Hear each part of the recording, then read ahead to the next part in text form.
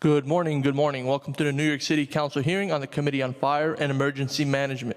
At this time, please silence all electronics and do not approach the dais. I repeat, please do not approach the dais. If you are testifying today, make sure you have filled out a slip at the back of the room. Any other questions or concerns, please reach a sergeant at arms. Thank you for your cooperation. Chair, you may begin.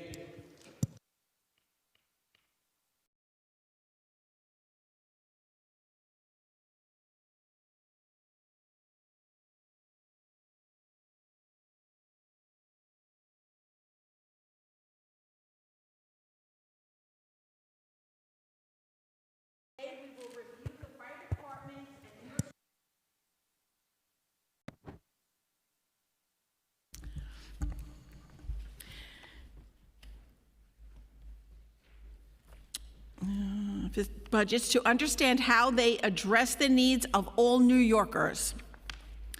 I would like to begin by welcoming Fire Commissioner Lillian Bonsignor. Commissioner Bonsignor is the first woman to lead the fire department of New York City, and we look forward to working with her as she takes on this important role. Yeah, you guys are wrong. She's the second woman, but the first, I guess, that worked as an FDNY member. I would also like to thank the members of the fire department for their sacrifices over the past year and the frontline responses of EMTs, paramedics, and firefighters on their display every day.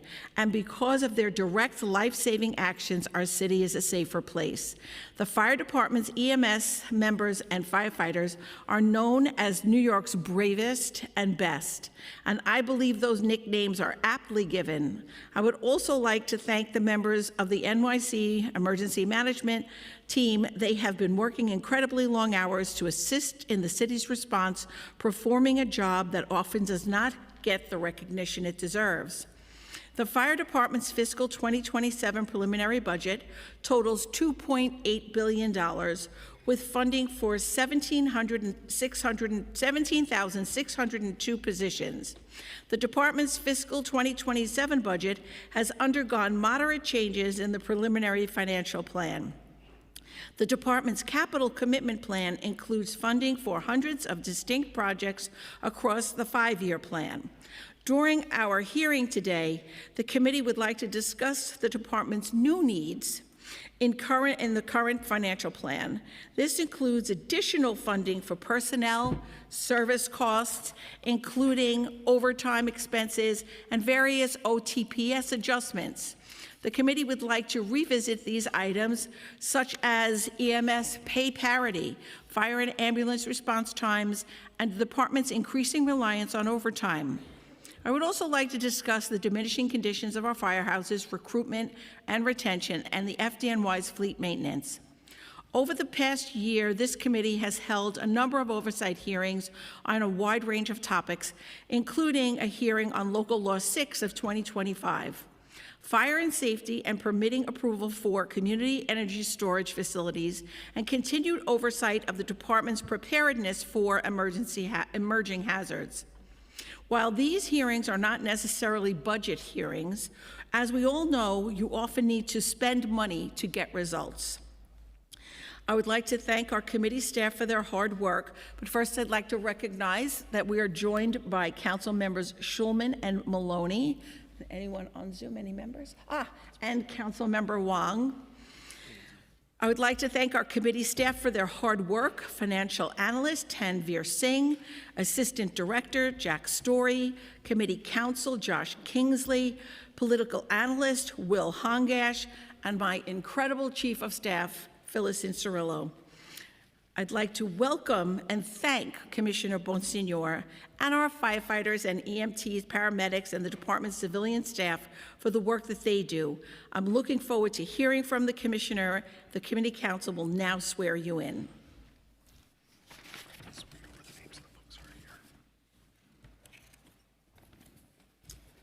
Okay. If you would just raise your right hand, Commissioner Lillian Bonsignor. Okay, John Esposito, Paul Maiano, Lizette Christoph, Nafisha Nunan, Daniel Flynn, Kevin Woods, Thomas Carraro. Thank you, everyone. Do you just affirm to tell the truth, the whole truth, and nothing but the truth, and to answer honestly to council member questions? Seeing you all recognize you do, you may go ahead with your testimony. Thank you. Thank you. Good morning, and thank you. Please excuse my cracky voice. I was full whisper 2 days ago. I know I heard you. This is much better. Good morning, Chair Ariola and members of the Fire and Emergency Management Committee. My name is Lillian Bonsignor, and I'm pleased to appear before you today to discuss the preliminary budget for the Fire Department. I am joined by First Deputy Commissioner Daniel Flynn, Chief of Department John Esposito, Chief of EMS Paul Miano, Deputy Commissioner of Management and Budget Lizette Kristoff, Chief of Fire Operations Kevin Woods, Chief of Fire Prevention Thomas Carreo, and Associate Commissioner of Workforce Development Nafisa Noonan.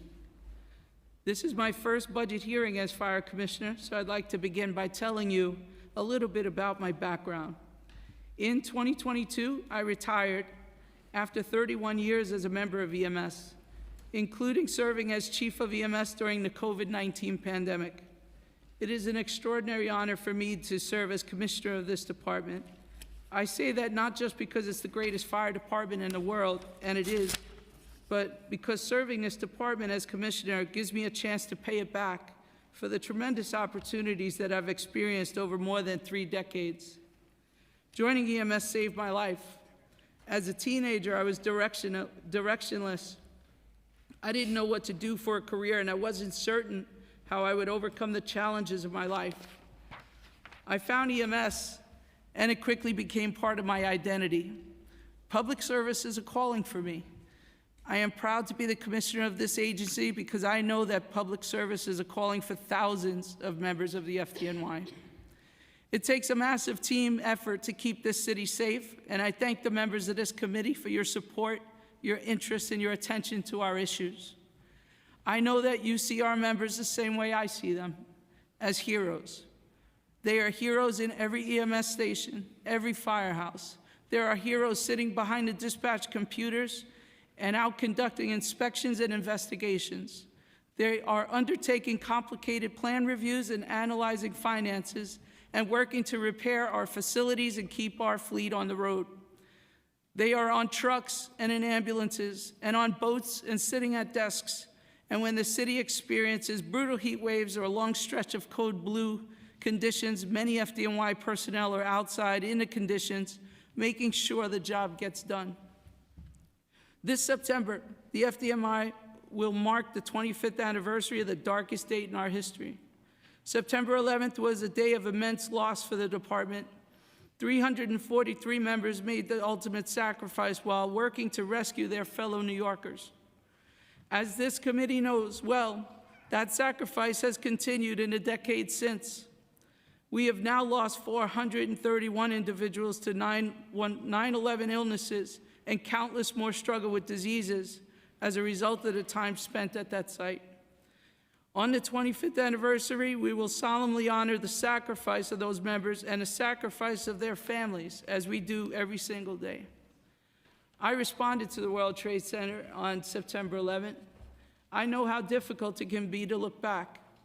Each anniversary tugs at old wounds that never quite healed, but it also serves as a reminder of the duty and the mission that we carried 25 years ago, and we still carry out each day. We honor the memory of those who we've lost by laying the foundation to those who come. In 2026, we are stronger, better prepared, and more resilient than we were 25 years ago. My focus as Fire Commissioner is continuing to drive the agency forward, strengthening our resources and improving our ability to serve the people of New York. I am committed to making sure that we have the best equipment and the best infrastructure, to training, education, and preparing our members, to modernizing our approach to operations on the fire ground and medical responses, and in all the myriad ways that members of the FDNY interact with our fellow citizens. One of the ways I'd like to set the agency on a successful course for the future is by addressing the enormous challenge of EMS pay. This year marks the 30th anniversary of the merger of EMS with the fire department. Those 3 decades have been marked by bravery, heroism, and countless lives saved, and the city has always counted on EMS during times of great need. FDNY EMTs and paramedics shepherded the city through a global pandemic, and they face a skyrocketing call volume and a need for their skills like never before. It is time to pay them a living wage, a salary that allows them to do their incredible life-saving work and provide for their families. As this committee knows, the authority to collectively bargain wages for city employees, including EMTs and paramedics, lie with the Office of Labor Relations, not the fire department. As the fire commissioner, I believe in parity, and I will tirelessly advocate for their pay increases to the very best of my ability. 2025 was a busy year for the department. We responded to more than 25,000 structural fires and more than 14,000 non-structural fires. We responded to more than 1.6 million emergency medical incidents. Of those, more than 600,000 were life-threatening emergencies. We also performed nearly 1 million patient transports to hospitals. I am happy to report that fire fatalities were down. 2022 and 2023 were years with the greatest number of fire deaths in decades, with 97 and 104 deaths respectively. In 2024, that number decreased to 77, and last year it decreased again to 62. One component of the drop in fire deaths is that deaths resulting from fires that were caused by lithium-ion batteries decreased from a high of 18 in 2023 to only 1 death last year. We attribute that positive development to changes in the laws regarding lithium-ion batteries, including bills passed by this committee, and to our extensive outreach and education campaigns. In 2024, the department's campaign to raise awareness of the dangers of lithium-ion batteries produced 83 million impressions across social media and targeted ads. In 2025, the campaign reached another 36 million impressions. The public has heard our messaging about safe use of these devices and, where possible, is storing and charging them outside. 2025 was also a busy year for the FDNY recruitment and retention team. Firefighter Exam 4044 was established in February. It produced a diverse list of more than 20,000 candidates who passed, including 22% Black, 28% Hispanic, 40% white, and 6% Asian. 7% of the candidates who passed the exam were women. We are eager to begin the processing, and we anticipate the first group from this class will enter the Fire Academy in the fall. Across the country, it is an incredibly difficult environment right now for EMS recruiting, and New York City is no exception. Our 2 most recent EMS recruitment campaigns produced a high number of applicants, but not as many viable candidates as we have hoped. We continue to work on enhancing our communication and programming efforts to assist applicants with the process and reduce attrition within the applicant pool. And we have adjusted our recruitment campaign schedule to begin in June of this year. In this way, we hope to maintain active talent pool that will translate to more EMTs being hired by the department. I'm on record about how much I loved working as a member of EMS. When you have the opportunity, please encourage your constituents to consider a career with our team. It was also one of the busiest years ever for educational outreach to the community. FDNY members made 3,245 safety presentations to audiences totaling more than 500,000 New Yorkers. That included more than 1,400 events in schools to more than 218,000 students. The mobile CPR team trained more than 116,000 people on how to conduct CPR, compression-only CPR, including more than 38,000 high school students. And in the late 2025, we launched FDNY's new Control the Bleed campaign, teaching people life-saving skills to ensure that everyday citizens can respond with confidence when faced with critical situations involving life-threatening bleeding. First responders get to the scene as quickly as possible, but through these trainings, we're equipping communities with tools to act even before the help arrives. We also continued our partnership with the American Red Cross to install smoke alarms and work with members of the community to develop plans to stay safe during a fire. In 2025, this partnership installed more than 12,000 smoke alarms, bringing the total number of alarms installed since the beginning of this program in 2015 to more than 300,000 smoke alarms. With the generous support of the FDNY Foundation and its partners, we continue to expand outreach, reaching New Yorkers where they live, work, and attend school, arming them with the information and training to keep themselves and their neighbors safe.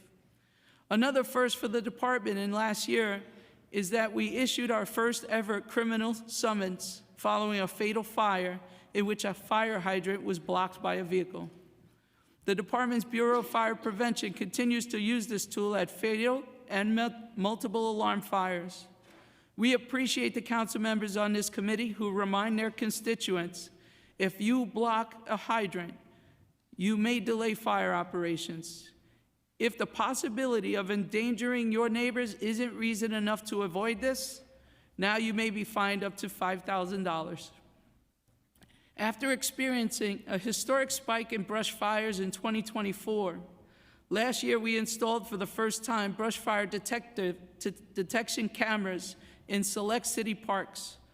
The solar-powered cameras are positioned high above the ground like traffic cameras. They use artificial intelligence to detect smoke and flame activity, providing live video feeds to the Fire Department Operations Command Center.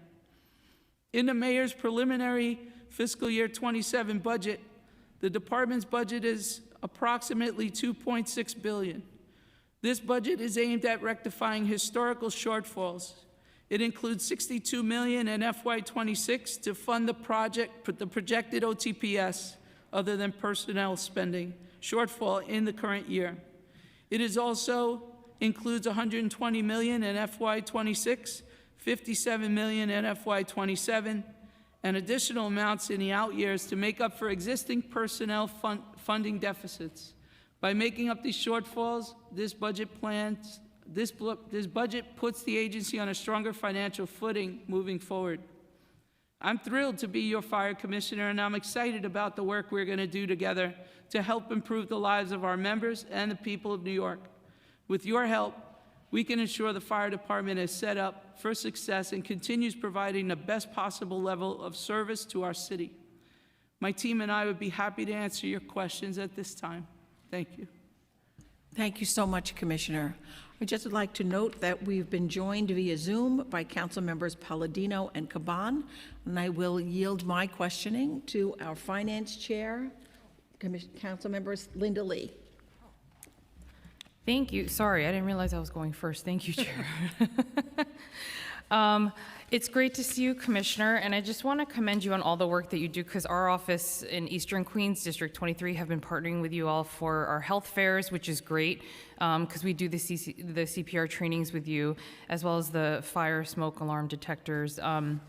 And really quickly, I have to say, as someone who comes from the nonprofit sector, I've always been about pay parity and trying to make sure that we're giving folks the pay that they deserve, especially for the work that you all are doing. So I just appreciate your efforts in that. And actually last year, I had norovirus, and my husband was freaking out because I was literally on the floor with my body frozen like this. So EMS came, and while I'm trying not to drool on myself in the middle of it, they're trying to get me to breathe, and I said, pay parity, we need to fight for pay parity. They're like, okay, thank you, but you need to just like calm down and breathe, and we've got to get you physically well. So I appreciate, again, all the efforts of the EMS as well as fire department, so thank you. Just going really quickly, I just have a couple budget questions. So regarding the triaging protocols, what percentage of EMS calls are successfully triaged to alternative care pathways, whether it be telehealth, urgent care referrals, rather than ambulance transport? These are things that we're taking on right now, trying to embrace these new technologies. I don't have a percentage for you per se, but these are efforts that are continuing. And I think as we continue to embrace technology moving forward, we'll see more and more transfer of calls to non-traditional EMS transports. Right. These are changes in behaviors that we have to get the public used to. So I'm sure in the future, we'll be coming to you asking for your help in messaging these types of messages. No, definitely. And I know there's a lot of community groups ready and willing to help make those connections with you also. I appreciate it. What percentage cost savings does, well, I mean, this is all stuff I'm sure that if you could get to us as you continue this, that would be great. What percentage cost savings does successful triaging represent compared to the traditional ambulance transport and emergency department visits? Because we know those are more expensive, so. Right. For these type of questions, Councilwoman, I'll invite Commissioner Kristoff to jump in here. I'm not sure she has more of the information than I do, but certainly this is her wheelhouse. Thank you. Yeah, I mean, I would say right now, given the volume that's going through alternative methods, I don't know that we're looking necessarily to save costs on the fire department end, but more to improve services to everyone else. So having some of those calls go to alternative methods will enable faster response times Right. to folks that actually need a physical transport to the emergency room. Right. And then lastly, similar question is what percentage of EMS personnel have been trained in enhanced triaging protocols so that things are passed on more efficiently if needed be, and not, something that maybe something a community group can handle or a referral out versus, yeah. So all of our EMS members that are working at communications, that's where we do our dispatching, are trained in computerized triage, all of them. Okay. So as we start to move forward in different modalities, they will continue to be trained to operate. They need to be able to move in and out of certain positions, so they are certainly kept educated in there. Okay, perfect. That's good to hear.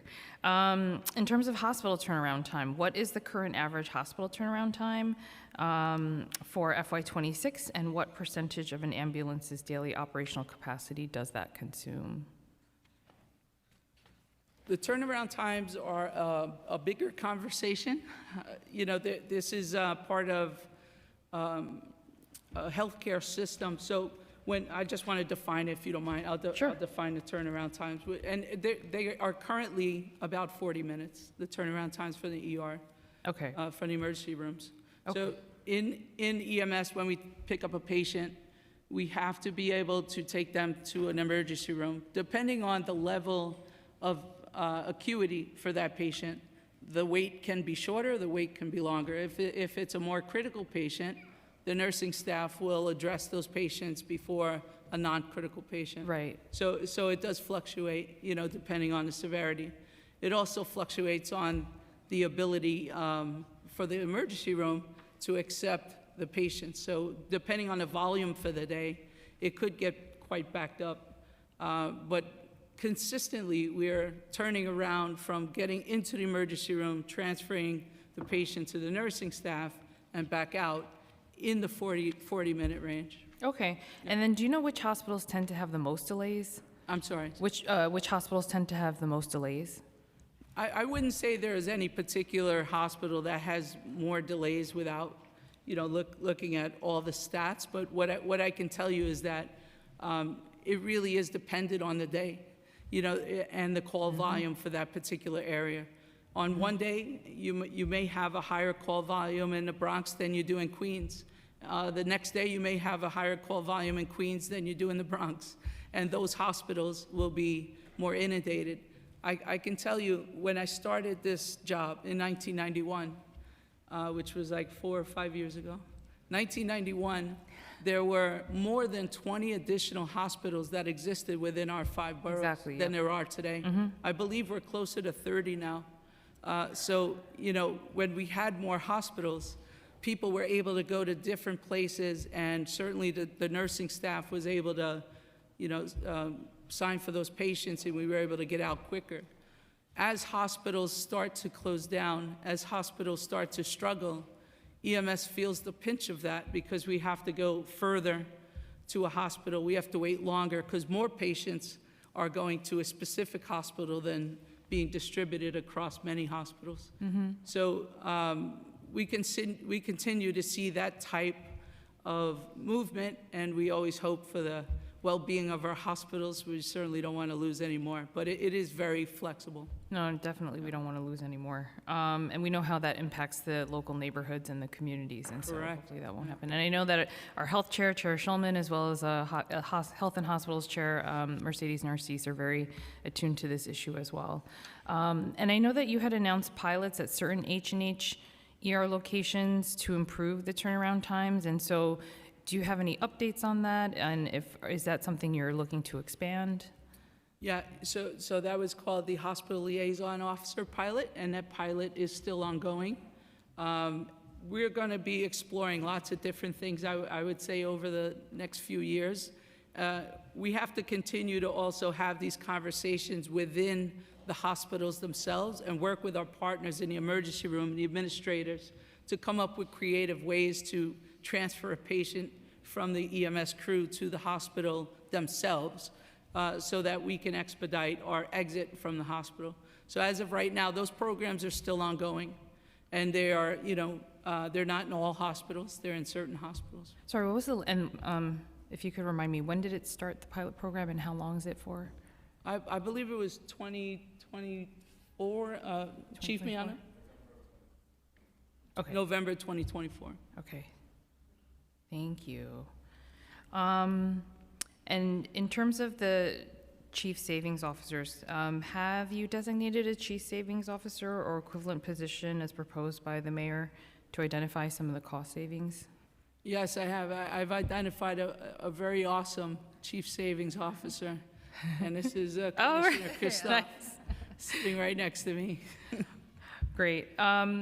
And what percentage of your time is sort of dedicated to taking a deeper dive and looking into the savings initiatives versus other administrative duties? And what budgetary authority does the officer have to implement in terms of cost reduction measures without requiring approval from OMB or other external entities?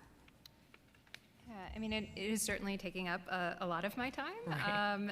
as we're moving towards the submission of the Chief Savings Officer reports. It's something me and my team are very focused on. Because I am also the Deputy Commissioner for Management and Budget, I do have the authority within the department to Right. implement savings measures as we identify them. Okay, that's great. And what specific cost-saving targets or benchmarks have been established for FY27, and what percentage reduction in operating expenses or improvement in operational efficiency do these targets represent? So the targets are 1.5% in the current year and 2.5% in the out years. Those percentages are off of our city tax levy budget. So for us, the sort of annual going forward is around 54 million. Okay. And what sort of, just out of curiosity, what type of cost savings are, if you could give us buckets? I mean, obviously, I know the reports are not due yet, but what are some of the things that you all are looking at? So we're still in the process of finalizing what the recommendations will be, and they will have to be, internally vetted as we move forward with the process. We do anticipate that the savings will be reflected in the executive budget, and certainly, we're looking for efficiencies and things that don't impact emergency services. Exactly. I think that's key too. And what is, and I know this is ongoing, but if you, for future reference, if you could note, if you could report back what the projected annual savings from each of the initiatives expressed are in terms of dollar amount as well as percentage of the total agency's budget, that would be great. And if you are able to answer, have any of these savings been realized in reduced budget requests, or have they been redirected to address other agency priorities? So there certainly are, simpler components of our savings that as we're identifying them, assuming they're non-controversial, there are no negative repercussions to doing so. We are moving forward and locking in those savings as soon as we possibly can. But the intent is for them to go towards the executive budget savings. Got it. Okay. And lastly, how does FDNY ensure the cost savings measures pursued by yourself do not compromise service quality, public safety, as you mentioned, or regulatory compliance? And what percentage of proposed saving initiatives have been rejected due to potential negative impacts on operations as well? Because as you mentioned, I think that's important to look at, because we want to make sure that you're still able to do all the things that you need to do. And so if you could speak a little bit to that, that'd be great. Yeah, the savings process isn't being done, unilaterally by myself. So there have been lots of conversations with bureau heads throughout the department and our senior leadership team to make sure that our savings proposals won't negatively impact operations. Ultimately, our final submission will get signed off on by the fire commissioner and will be reviewed by City Hall and OMB as well. Great, thank you. That's it. Thank you so much again for being here, and thank you, Chair. Thank you. Thank you. I just want to do a couple of follow-ups with the Chief Savings Officer. I know that the position is to go in and see where there can be, monies that can be better spent or perhaps taken from. The fire department hasn't received any new money in the 4 years that I've been the chair, and not before. It's always been flatlined. And you made references to initiatives. What kind of initiatives could you describe them better, more, explain them? What type of initiatives you think money can be taken from? So we're certainly looking at everything. I think the actual final initiatives won't be ready until later this month, and we anticipate talking through them in detail as part of the executive budget process. But our North Star in this whole process is making sure we're not negatively impacting emergency operations. So we're looking for efficiencies that don't do that don't negatively impact on our first responders. Because in the last 3 budget cycles that I've been chair, we've asked for $1 billion for the fire department, not for any money to be taken from the fire department. They've been working on a baseline. And in fact, when I had a conversation with the first deputy mayor and the director of OE, I asked that the fire department be exempt from any type of removal of any of their funding and exempt from having a chief savings officer. But I guess that fell on deaf ears. But okay. So the FY27 preliminary budget totals $2.646 billion, an increase of $24.6 million. From the FY26 adopted budget. The head count includes, as I said in my statement, 17,566 positions. Key increases include fire extinguishment, emergency response, fire prevention, and fire investigation. At the 27 budget, the FY27 budget totals $2.646 billion, up $24.6 million from FY26. What percentage has the FDNY's budget grown over the past 10 fiscal years adjusted for inflation? So the comparison point for that would be the preliminary budget for FY17, which was released in January of 2016. That was $1.9 billion. If you adjust that for inflation using CPI, that would be $2.62 billion today. That's actually very close to the budget for FY27, which is about $26 million above that inflation-adjusted number. So our budget has gone up by about 1% above inflation. All right, so you're agreeing that the fire department hasn't really gone over their budget. They actually are operating with a budget that's never been increased. They're continuing to operate, continuing to put out fires, continuing to send their EMS trucks out, continuing to do the job to keep the people of this city safe without receiving one extra penny from this city of New York. So I'm glad we agree about that. What percentage of the FDNY's budget is allocated to personal services versus OTPS, other than personal services? So our PS budget is approximately 90% of our overall budget. So in FY27, PS is 2.396 billion and OTPS is 249.8 million. Okay, and fire extinguishment, emergency responses, they represent 1.844 billion, or 69.7% of the budget. And that's, according to what we saw, that's up 21.5 million. What drove the increase, and what percentage is for salary increases versus operational enhancements? So none of the increase is tied to operational enhancements. It's related to the PS adjustment that was provided for in the preliminary budget. That included, department-wide 57 million in FY27. The purpose of that was really to align the budget with anticipated spending, and that's I didn't what catch that the is. last, to align the budget with Anticipated spending. anticipated spending, okay. And fire prevention increased 6.9 million, 13.8% to 56.7 million. What percentage of this increase is for additional inspector positions versus other fire prevention initiatives?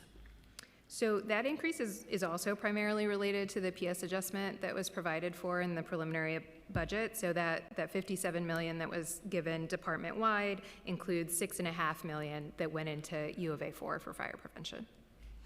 And the emergency medical services is budgeted for 416.8 million, down 2.9 million. Given worsening EMS response times, why was the EMS budget decreased, and what operational impacts did this have? So that decrease is primarily driven by the transfer of BHERD funding to H&H that was done as part of the November plan under the former administration. We anticipate that funding will be transferred back in a future plan. I'm just going to hold for a moment because Councilmember Palladino has another place to go, and she just has 2 questions that she'd like to ask. So I'm going to just yield to Councilmember Palladino for questions, and then I'll come back to my questioning. Good morning. Can you hear me? Yes. Yes? Okay. I'm interested to know, my office, since fiscal year 23, we funded $1.2 million for generators for one firehouse, 24, another 1.2 million for another generator. In 25, we fully funded an ambulance simulator at $300,000. And in 26, we just did an EMS 53 vehicle for another $323,000. It's over $3 million. My question is, how, and is it true that after 9/11, the state required these firehouses to have these new updated generators? And how do we go about getting this work done? I mean, this has been going on since 2023. My firehouses need them. They are truly in need. Also, another question, the firehouses are in, I visit all the time, and my firehouses, of which I have 4, are really need renovation terribly. Is there any way we're going to be able to get you guys what you need, most importantly with your ambulances and your EMS vehicles and your generators? The renovation is like the topping on a cupcake, but still just the same. These guys practically live there. So, and they're in dire need. Can you help me out with that? Yes, and thank you for the support that you've given us. Very much appreciated. As we start to move forward, it's important. I'll just level set us here, and then I'll tell you where we're at with some of the repairs. This fire department is the most recognized fire department in the world. This patch will be recognized anywhere in the world. And it's primarily because we've been around 160 years. We're a staple of New York City and the greatest fire department in the world. But a lot of our buildings are about a century old now. We've been around 160 years, and a lot of our buildings are about 100 years or more. So yes, these buildings are in states of needing repair, and we certainly appreciate all the assistance that we get from the committee and the council members. So when we're taking this into account, and we have many, many facilities, they all need some sort of repair at some point. So the way we manage this generally is we'll take a look at the order, right? The actual complaint, what it is that needs repair, and we prioritize them. The most urgent or the most dangerous ones we address first. As a complaint comes in, we'll send our fleet team out to do an assessment and to prioritize whether this is something that is urgent or dangerous, or if it's something that we can handle in-house. If it's something that is dangerous or urgent we can handle in-house, we do right away. We get our fleet team, our facilities team over there to fix it. If it's something we can't handle, we'll vendor that out. But we do have to work in order of urgency because there are so many repairs that need to be done. The capital budget that we have, about half of our capital budget is for facility repair. If we were able to get unlimited money for these repairs, we still would not be able to handle all the repairs at once. Part of the issue that exists is as we start to repair some of these houses, and we certainly, will continue to do that work, we have to relocate the resource that is housed in that area, in that particular firehouse or EMS station. And we can't move too many of them because that ends up leaving areas of our city that don't have coverage and response coverage. So we're limited by the amount of resources that we can move out at one time, and we're certainly limited by the number of people who can do the repairs. So I think that's where we are. We're just as interested in making these repairs as quickly as possible, and I do believe that we're in the place where we're doing that. And should anybody have anything urgent, they should be sure to put that order in so that we could get our facilities team out there to take a look at it. Commissioner, yeah, I know what the council member is asking also, because we will go much deeper, council member, as the hearing goes along into the condition of our firehouses. But I mean, we all get very frustrated because the money that we do appropriate, taxpayer dollars, to give generators, bathrooms, kitchens, locker rooms, oftentimes gets cogged up in procurement. So, what we would really, if anyone can answer the question, is why there is always a backup. That money from 23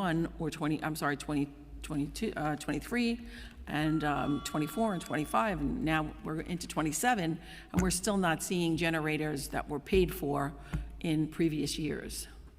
Yes, I understand the frustration, and do you want to speak? I think Jeremy Brooks, so our facilities, do you want to come up and address some of these questions about generators and repairs? Yeah. Just introduce yourself.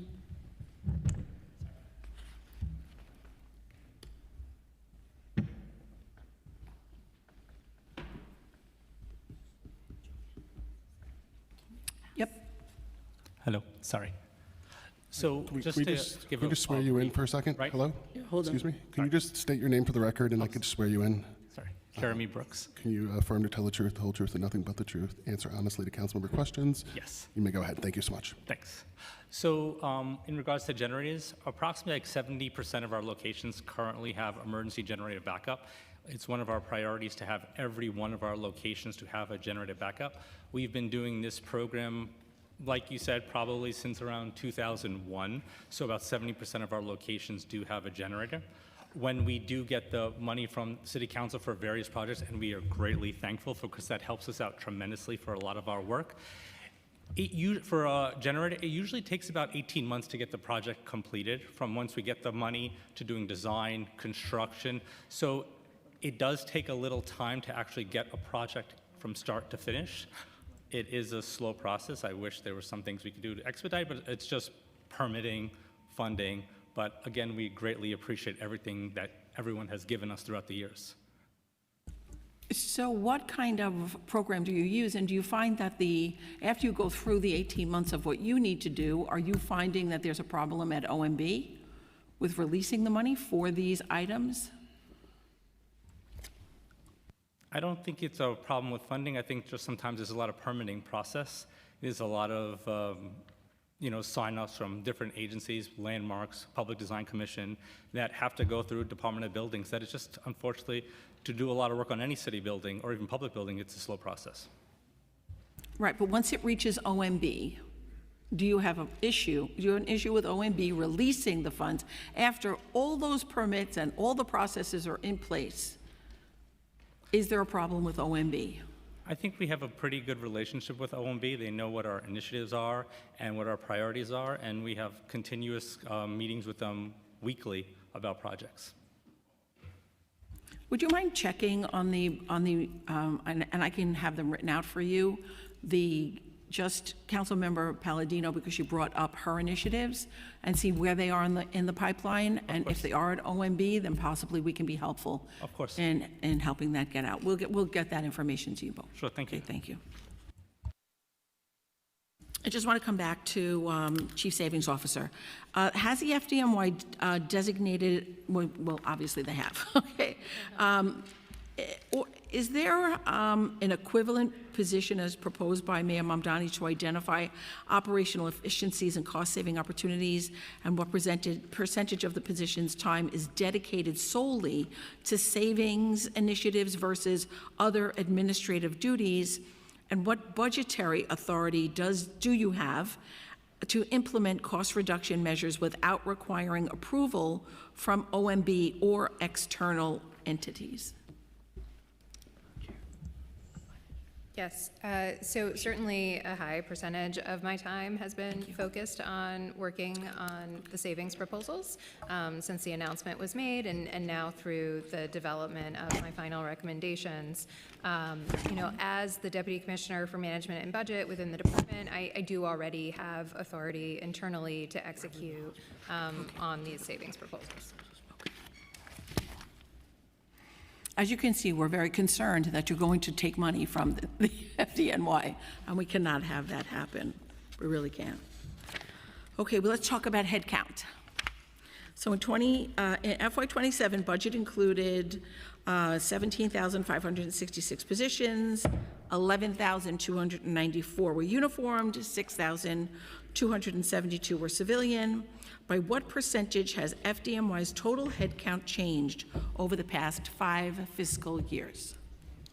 So the January 2021 budget for FY22, which is the comparison point from 5 years ago, was 17,288 positions. That breaks down as 10,945 uniform and 6,343 civilian. That includes EMS, which is 278 more than the FY27 budget. Okay. And civilian, we have as civilian positions decreased by 44 from FY26. So you don't agree with that? So that 44 for civilian positions, so EMS is reflected as civilian in all the published budget documents, and that 44 is the decrease tied to the BHERD transfer, which we do anticipate will be reversed in a future plan. This is just me thinking out loud, but it's interesting that EMS would be considered civilian when they are recognized by law as a member of service, a member of emergency service. So that's interesting. We're going to have to look into that. What is the current vacancy rate for uniformed versus civilian positions? Which you say they're up, right? Yes, So then it would be 0. On the uniform side, so this is like firefighter and, fire officers, our current budgeted number of positions is 11,294, and our actuals are 11,092. So we have 202 vacancies. That's a 1.8% vacancy rate. On the EMS side, our budgeted number is 4,499, and our actuals are 4,174. So that's 325 vacancies, which is a 7.2% vacancy rate. I will note that that's comparing actuals on payroll. The number of people in the field is obviously less than that because the payroll actuals include folks who are still in training. And then on the civilian, non-EMS side, our budget is 1,784, and our actuals are 1,795. We're actually 11 above budgeted headcount. Okay. What is the total cost impact of recent collective bargaining agreements of FDNY's FY27 budget expressed, and please express as a dollar amount and percentage of the budget growth? So I don't actually believe that any of our major unions have collective bargaining increases that have been agreed to yet that impact FY27. So my next question would have been, what percentage of FDNY's budget growth over the next 3 years is driven by contractual wage increases versus new programs? None of it yet. So the city budgets for anticipated collective bargaining increases centrally in the labor reserve. So that's where you would see that funding, which OMB can speak to. And as the agreements get settled, that funding is transferred into agency budgets. Okay.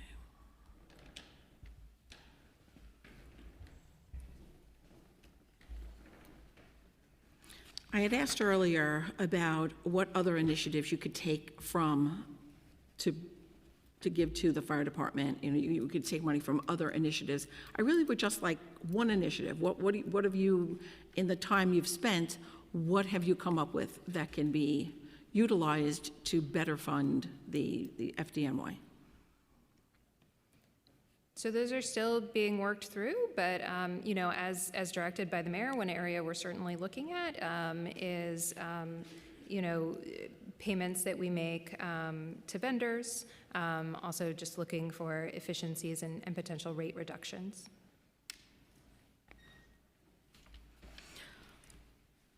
Do you think that the FDNY would benefit from a design-build approach to capital improvements? Sure. Yes? Okay.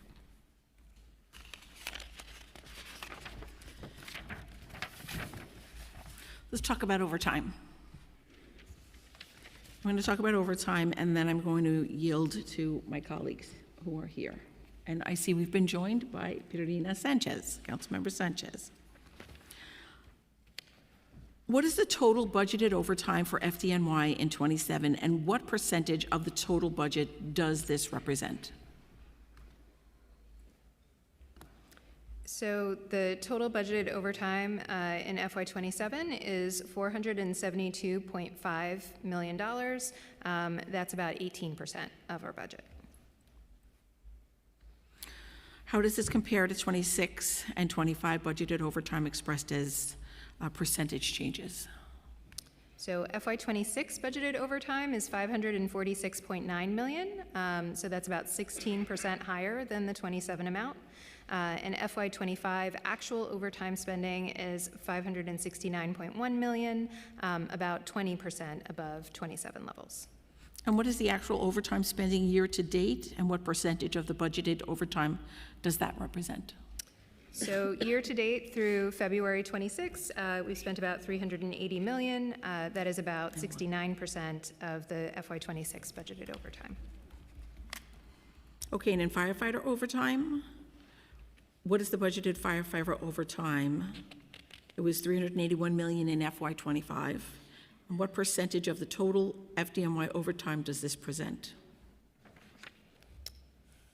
So we don't budget overtime by title, but if you're looking at uniformed overtime and you are looking for FY25 actuals, we spent $477.8 million in uniformed overtime. And for EMS overtime, what is the budgeted EMS overtime, and what percentage of the total EMS budget does this represent? So FY26 budgeted EMS overtime is 68.6 million. That is about 17% of the total EMS PS budget. Okay, we'll now yield to Councilmember Wong. Thank you, Chair. Thank you, Commissioner. Thank you for being here today. District 30 is proud to be a district with one of the largest populations of active and retired FDNY members in the city, including firefighters, EMTs, and civilian employees. Many families in our community have deep ties to the department and have served the people of New York for generations. As we approach the 25th anniversary of September 11th, this September, it is especially important that we ensure our firehouses are properly supported, that our firefighters and EMS members have the resources they need to do their jobs, and that the legacy of those who have made the ultimate sacrifice is honored appropriately. One firehouse in my district, Squad 288 and Hazmat 1 in Maspeth, lost 19 firefighters on September 11th, and is the greatest loss from any single FDNY firehouse that day. My office has also been discussing an idea related to the upcoming anniversary about recognizing FDNY and NYPD members who died on September 11th through updated street sign designations, and I will be asking about that shortly.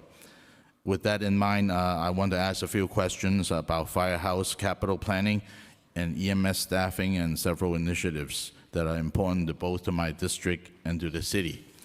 First question is firehouse capital funding. In the past, many firehouse capital projects across the city have appeared in the capital plan at roughly 1.2 million, regardless of the scope of work, whether the project involves a kitchen renovation, bathroom upgrade, generator or installation, or other infrastructure improvements. The amount is always 1.2 million. Can you explain why these projects have historically appeared with the same funding amount? And then I have a follow-up.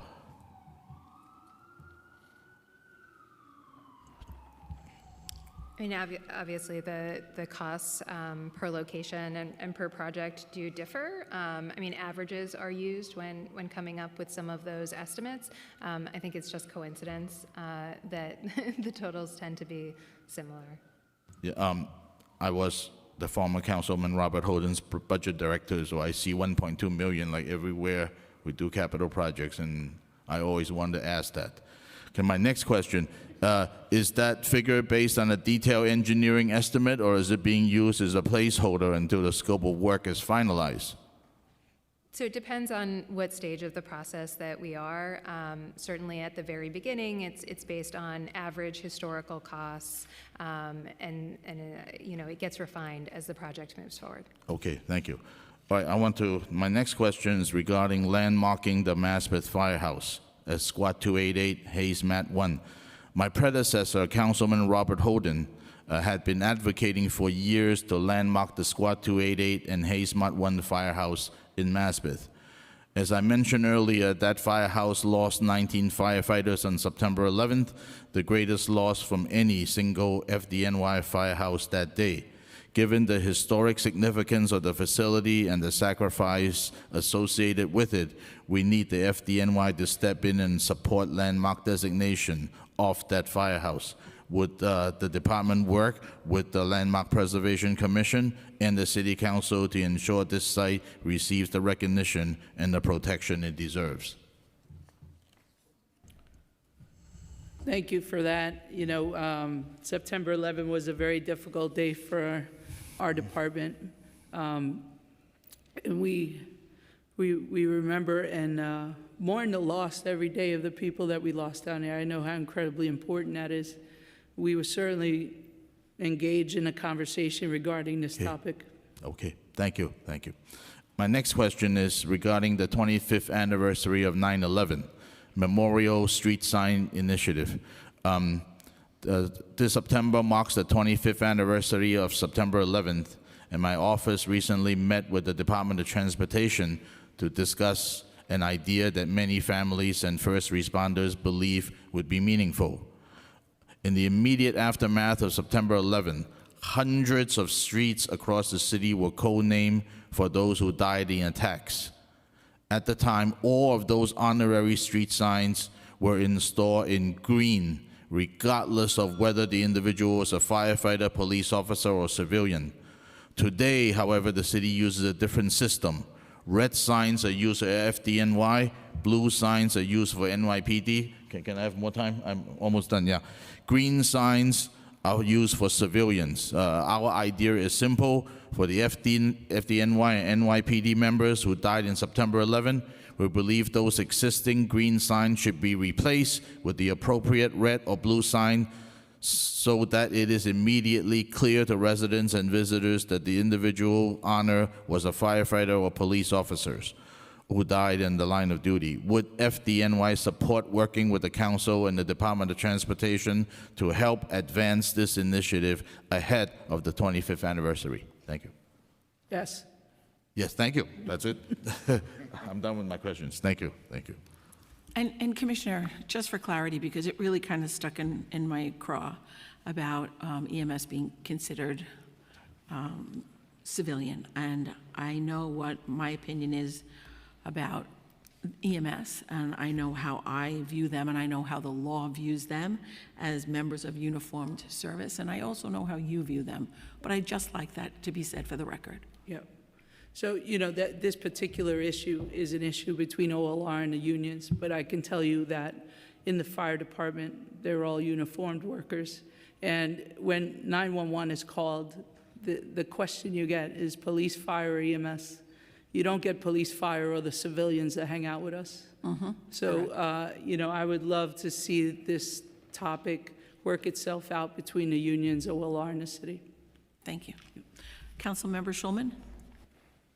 Thank you very much, Chair. And yeah, I was going to ask you the same thing about uniform and civilian, because I consider EMS uniform as well. And just for the record, I used to work at the Emergency Medical Service, and the commissioner and I know each other a very long time. And I actually worked there during the merger. I was in the leadership of the administration there. So I have a few questions. One is about, I just want to delve a little bit deeper on the questions asked by the chair around the overtime. Do you have, because in previous years you've overspent your overtime funds, so is there a plan in place to rein in overtime? Because that's also a place for savings as well. Yes, so we monitor overtime very closely, and we actually have regular monthly meetings with OMB and City Hall to talk about our overtime spending and our overtime projections. You know, there were several mayoral directives on overtime in the former administration, and we have been working towards making progress on reducing overtime. It gets a little complicated when you're looking at dollars because collective bargaining increases and just changes in where folks are in their tenure do impact those. But if you look at overtime hours from FY23 to FY25, we actually did see a 2% decrease, which is showing the impact of the various measures we've put into place. When you're looking at our overtime, the overwhelming majority of it is tied to staffing fire companies. So we operate on a fixed post system, which means that at the start of every tour, we need to make sure we have the right number of fire personnel available. Otherwise, the company can't be in service. Right. And so overtime is used to fill those gaps. And as we were talking about earlier, when we were talking about our headcount, we're still under budgeted headcount on the fire operations side. So the single most impactful thing that we can do to control overtime spending is to continue to work to get back up to headcount by hiring additional firefighters. Okay, whatever we can do to be helpful there. And, you know, one of the things that the council was looking at maybe is like an overtime reduction plan. I mean, the NYPD has similar issues, you know, as a uniform service. And also, what are your headcount targets for '27, for fiscal year '27?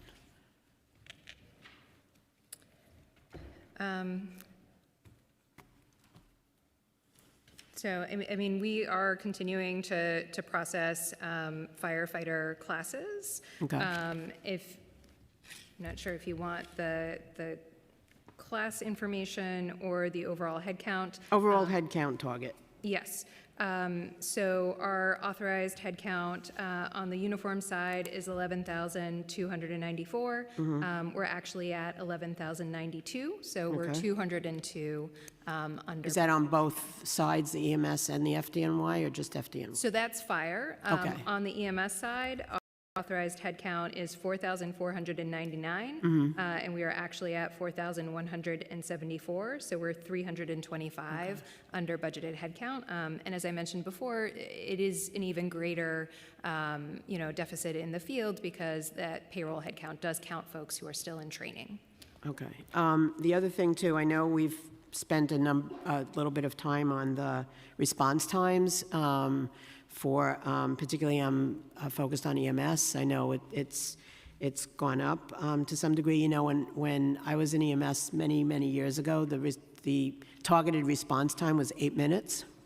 And so I just want to know where what the thinking is in terms of moving ahead, in terms of lowering the response time. Yeah, 8 minutes, huh? What? 8 minutes. It was 8 minutes. Yeah. And we met it pretty much, and that Yeah. was there was a lot going on then. But Yes, go ahead. yes, I remember. So I just would like to talk a little bit about response times and what that means, and then we'll talk about some solutions, hopefully.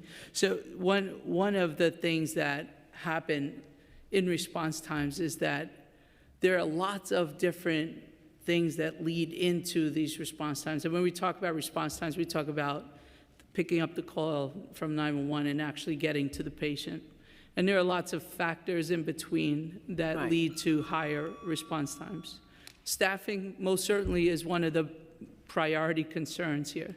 The fewer ambulances you run, the longer it takes to get an ambulance Understood. to an assignment. So staffing is a priority, which is why I've come out so strongly in support of parity. This is not just about being fair, but this is about stabilizing an EMS system for New York. So we do want to increase our staff. We want to create an environment where people could come and stay, be a destination itself. They can come and have a long career, help us run ambulances so that we can continue to serve the public. The other thing to note here is 1/3 of the EMS system is made up of our voluntary hospital partners. So these are private EMS, hospital-based EMS system, right? So they provide 1/3 of New York City service. The fire department provides 2/3. There have been, across the last several years, several places where ambulances were taken out of the 911 I'm aware. system, right? So that's fewer ambulances in the system to help us get to those calls. We've had an increase of call volume. So while our resources are static for the most part, our staffing is low, the call volume has increased. And we've seen a significant increase in call volume. From 2022 to 2025, we've seen about an 18% increase in call volume and a 4% increase in fire incidents. So during that period of time. So we have resources that are either diminishing based on participation, staffing that is much lower than it was, and increasing call volume. And hospitals that are closing, meaning that we have to go further and we have to wait longer because the hospitals are also in this triage circle where they're going to take the most urgent patient first and make us wait basically until they can triage out our ambulance crew. So there are a lot of different things that contribute to this. We also, I will note, are in a promotion cycle in EMS. So over the next year to year and a half, 2 years, We expect to lose up to 25% of the EMS workforce, moving from EMS to fire. Again, parity is something that is critical here, so that people who love medicine can stay and still be able to afford their lives. So we're in this cycle right now where things are working against each other, leading to higher response times. There's also congestion in the street, that slows things down, and it slows us down as well. And that is by design. And we know when you slow traffic down, you also save lives. So I'm not against that. It is just a fact that it slows us all down. So things we can do to try to help. Well, we have tried several pilots. I think you mentioned one earlier, and that pilot is still going on. We've tried the paramedic response unit right now. So what we've done is take paramedics and put them, in essence, in a fly car, so that they can make themselves available. If that particular assignment doesn't require ALS care, they can make themselves available and go on to another assignment. We're talking with our partners in the hospitals to try to expedite at the hospital level to get the units out and get the triage process a little bit quicker, right? So we can get those people out.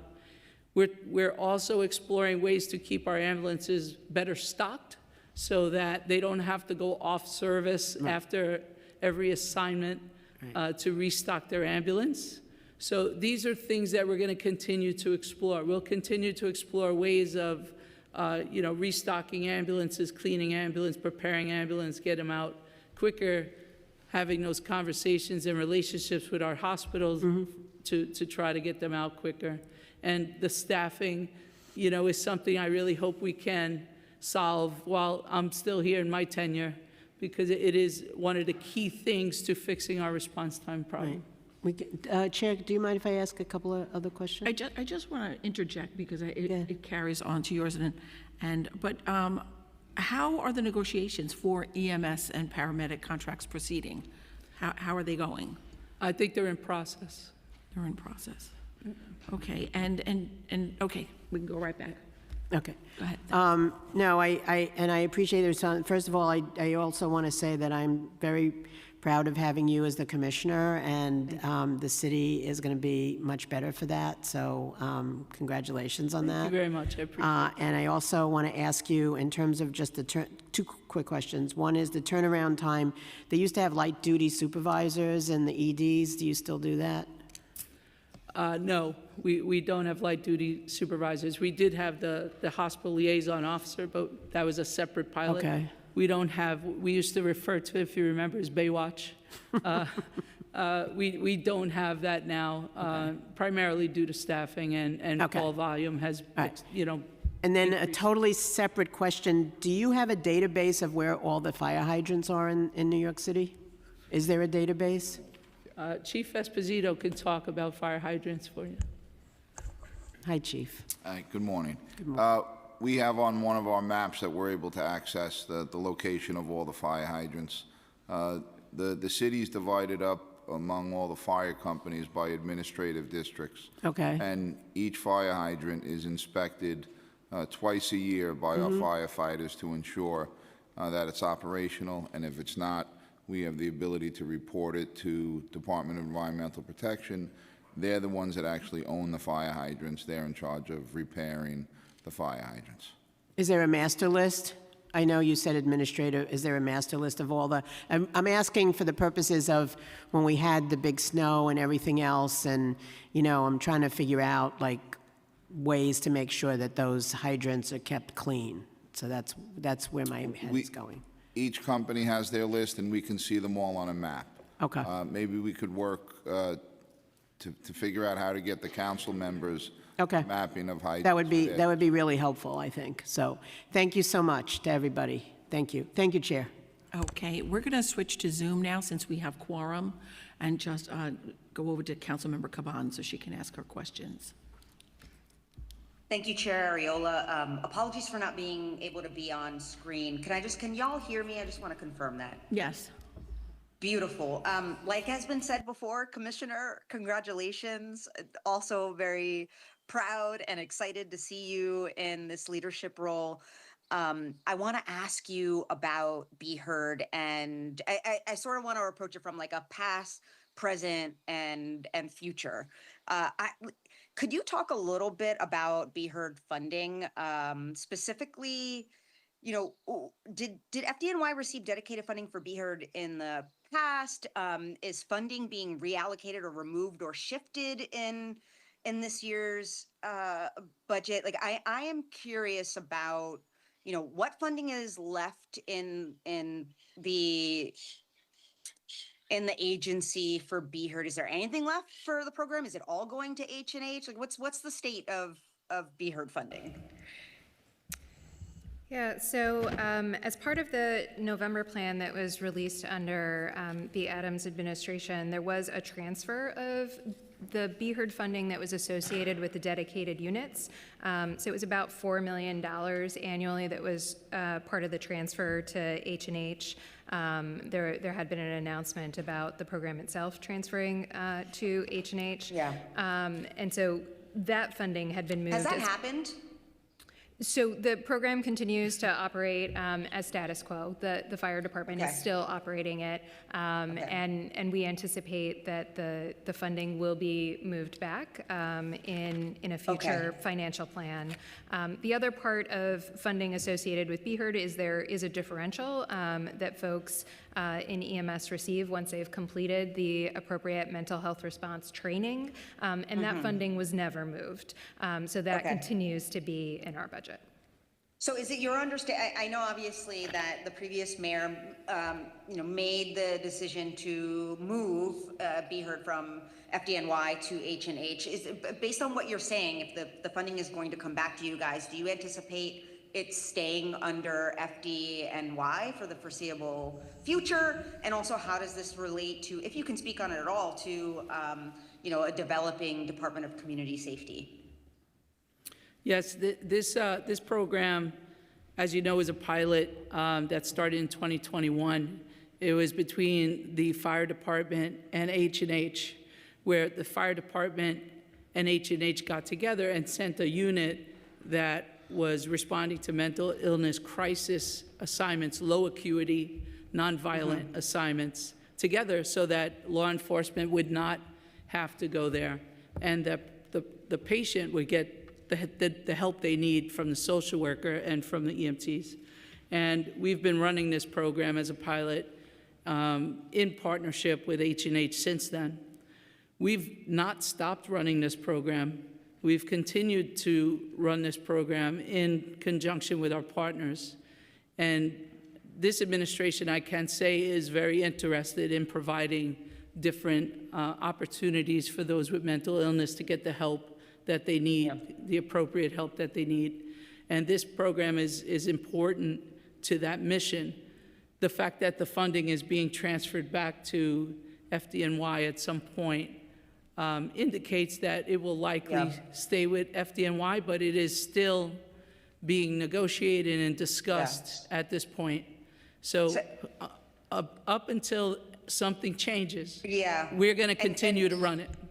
And I know I have limited time, so that's why I'm just cutting in here. And I know that I'm happy to hear that also, because the EMS union obviously, made it known that they would prefer it stay under FDNY. And also, we know that in terms of federal reimbursement and eligibility, where it lives determines sort of like what funds are available to the program. Another question I have too is that, if it's being moved back, is it, we had heard information about EMTs being taken off of the Be Heard calls and not being part of that core team. What's the status of that? So it has never moved, so it's not moving back. We've maintained it the entire time. So if the program continues to expand, we will restaff it with the appropriate staff. Great, thank you. The last thing I'll say on this, and I'll hand it back to the chair, is I'm obsessed with this model. I have gone to several cities to visit their alternative responders, and so just would love to continue to be a partner on strengthening it and talking about what resources are needed to also strengthen the outcomes. I know this has been said by the chair and others, but EMTs need to be paid a whole lot more. Y'all are training folks and then losing them to all of these other first responder, cohorts. So I just thank you again for your work, and I'm looking forward to staying in touch. And thank you, Chair. Thank you for your support. So I'd like to talk about unit availability data. What is the percentage of ambulances, engines, and trucks available at any given time by borough? And for fire operations, why is it that they determine response time to be when the fire truck arrives on the scene and not when the water is on the fire?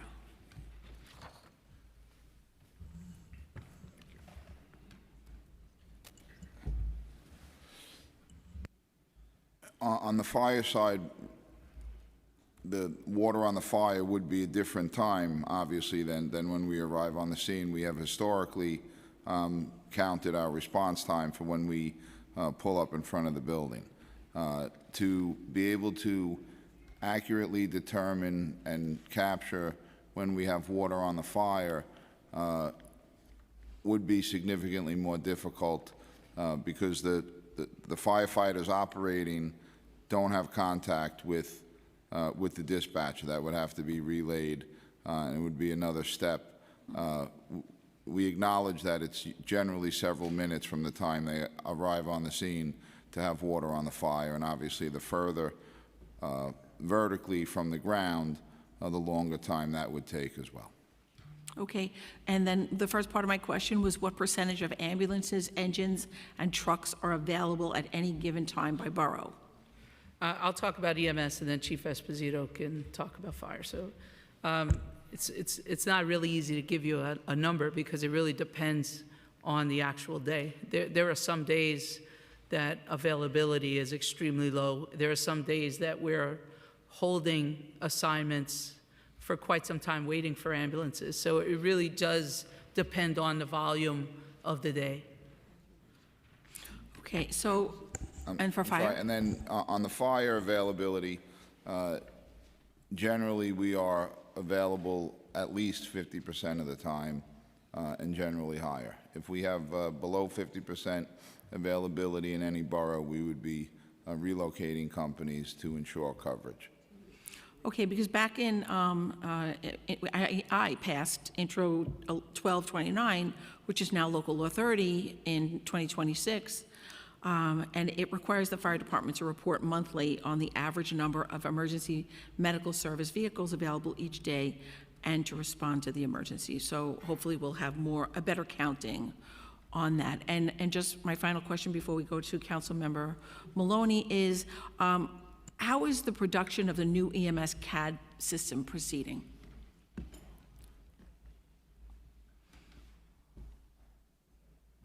We're moving forward, and we're all very, very excited about it. The system we have right now is 35 years old, so we're excited about moving forward with new refresh and technology. We've had a contract awarded, and they're beginning the collection of information that it's going to take to get this thing done.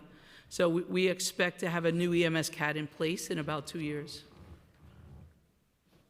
Thank you. Councilmember Maloney. Thank you so much, Chair, and thank you for being here, Commissioner, and for the really thoughtful and helpful testimony earlier. I wanted to come back to the ambulance response times questions that Councilmember Schulman brought up. Thank you for outlining clearly some of the causes and the ideas and solutions that you've proposed. One question I had, a follow-up, was that fire engines supplement EMS response times and is increasingly putting pressure on engine companies. So just wondering how frequently are engine companies being dispatched to EMS calls due to ambulance shortages? Well, going on about 30 years, fire engine companies, the CFR, Certified First Responder companies, have been responding to the most serious life-threatening incidents, segment 1, 2, and 3 calls. And that is not necessarily because there may be a shortage or a delay in an ambulance. The ambulance and the fire company are dispatched simultaneously, and about half the time the ambulance arrives on the scene first, and about half the time, the engine company arrives on the scene first, and those engines would perform, perform a patient assessment and provide life-saving care until the ambulance responds. I'm sorry. Hi, Paul Miano, Chief of EMS. I just wanted to, I know we're focusing a lot on response time and the amount of time it actually takes to get to the patient. And that is just one metric, but it doesn't tell the whole picture and the story of what my members do. So far this year, since January 1st, we have resuscitated over 200 people who were in cardiac arrest and delivered over 25 babies into this world. Last year, we provided over 2,000 times life-saving epinephrine to people who were in anaphylactic shock. Countless amount of times we've provided albuterol to patients who couldn't breathe and were having severe asthma attacks. So while I understand that we put a lot of emphasis on the amount of time it takes to get there, what I really want everybody to focus on is the medicine that we provide when we get there and the ability of my members to stop people from dying. And the men and women of EMS, while response time is a really, really, really important metric, the men and women of EMS, the job that they do, that's the most important metric that we should look at. Thank you for that. And again, thank you for all the hard work of the men and women of EMS.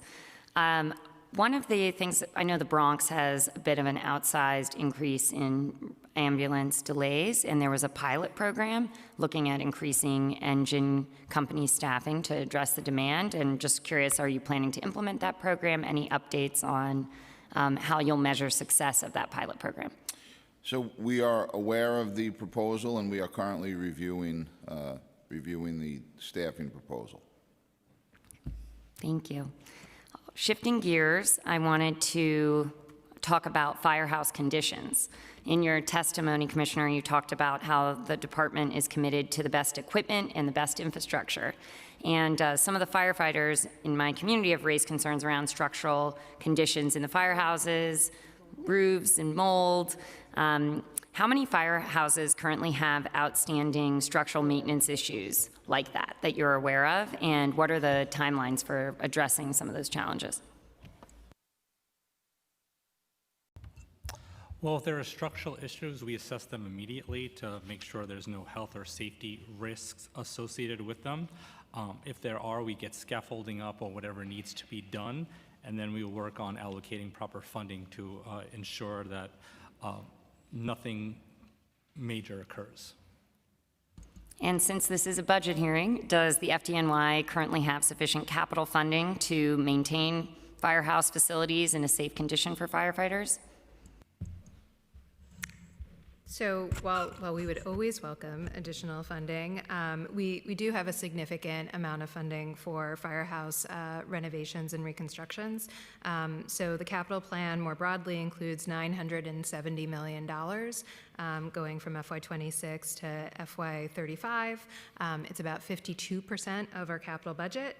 That includes $141 million that's tied to kind of wholesale new facilities, includes things like Engine 287, Engine 268, EMS stations such as EMS 17 and EMS 7.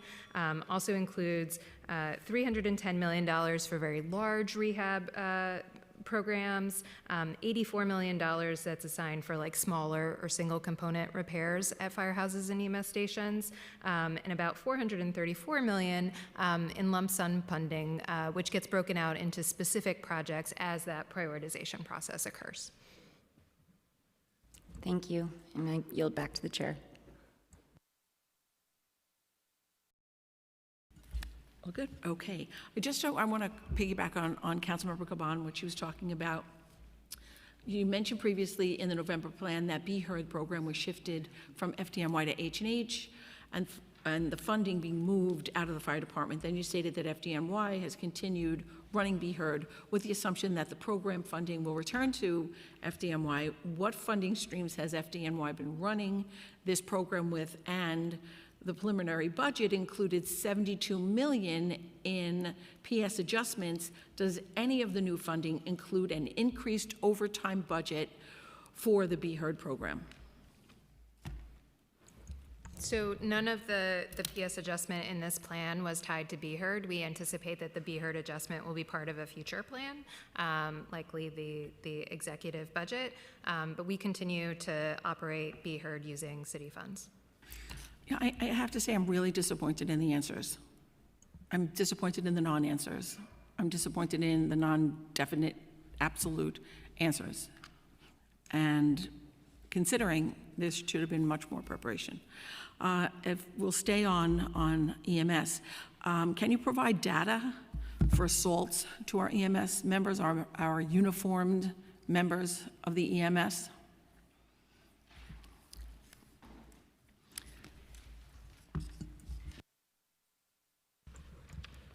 Yes, I have that information here. In 2025, as of 10/15, that's October, there were a total of 161 physical assaults by patients and 23 assaults by civilians. There were 7 patient verbal assaults and 11 verbal assaults from civilians. Aggressive behavior, there were 6 from patients. That's not assault, that's behavior-wise. And there were 6 from civilians.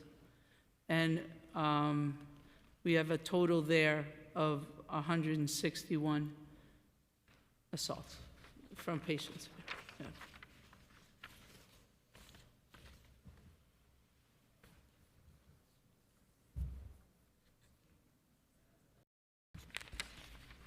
Councilmember Feliz had asked that question. Okay. So now let's go on to maintenance.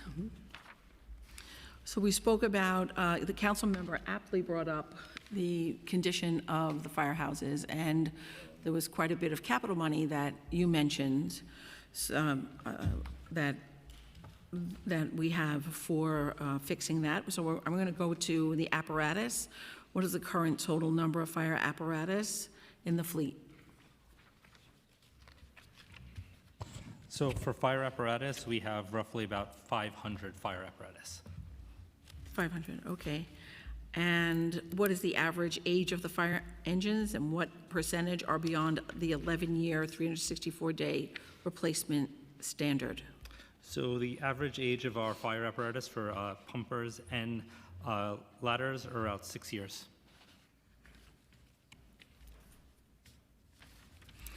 And what are the average age of ladder trucks, and what percentage are beyond the 10-year, 364-day replacement standard? So yeah, ladder trucks was also a 6-year, and there's probably roughly about 43 that are beyond replacement. And what percentage of fire apparatus are out of service on any given day due to maintenance or repairs? On average, it's about 20%, but we have spare apparatus, so there's never a company that does not have apparatus. Okay, well, what is the annual maintenance cost on per fire engine and per ladder truck, and what percentage of the fleet maintenance budget does this represent? So the annual maintenance cost for a fire apparatus, engine, or ladder is roughly about $80,000. So the apparatus downtime that we're hearing, is that due to mechanics? Is that directly impacted because the FDNY's ability to respond to emergencies is because historically the mechanics portion of the FDNY has had its fleet workforce at inadequate staffing levels, or are they at adequate staffing levels now? We could always use more. I would never say we cannot use more. Phyllis, look at your phone. I'm sorry? I would say we could always use more. I would never. You could say we could always use more. And We have 167 fleet auto mechanics, and that staffing level has remained effectively flat. flat, how many openings do you Over have? the last several years. How many lines do you have that are not filled? So we're actually above budget for our civilian headcount, so we don't technically have any vacancies.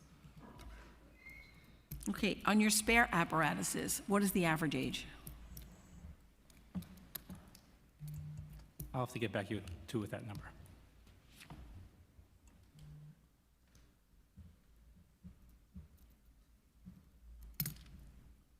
Okay. All right, now we're gonna switch, if everybody can take a look at the board, the screen.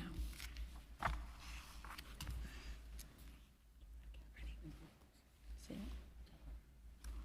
Here. So we spoke earlier about the capital money, and I wanted Councilmember Maloney, especially because she asked the question, because it doesn't track with what we're seeing. So the following photos show water damage at Engine Company 59, Ladder 30 in Manhattan. These pictures show water damage that has corroded the ceilings, the walls of the firehouse. There is a pipe that is clearly showing that water has been leaking out of. The water has damaged the steps inside the firehouse from the constant leak. And we see steps with stain and buildup. Would you consider these safe or healthy conditions for members to work in?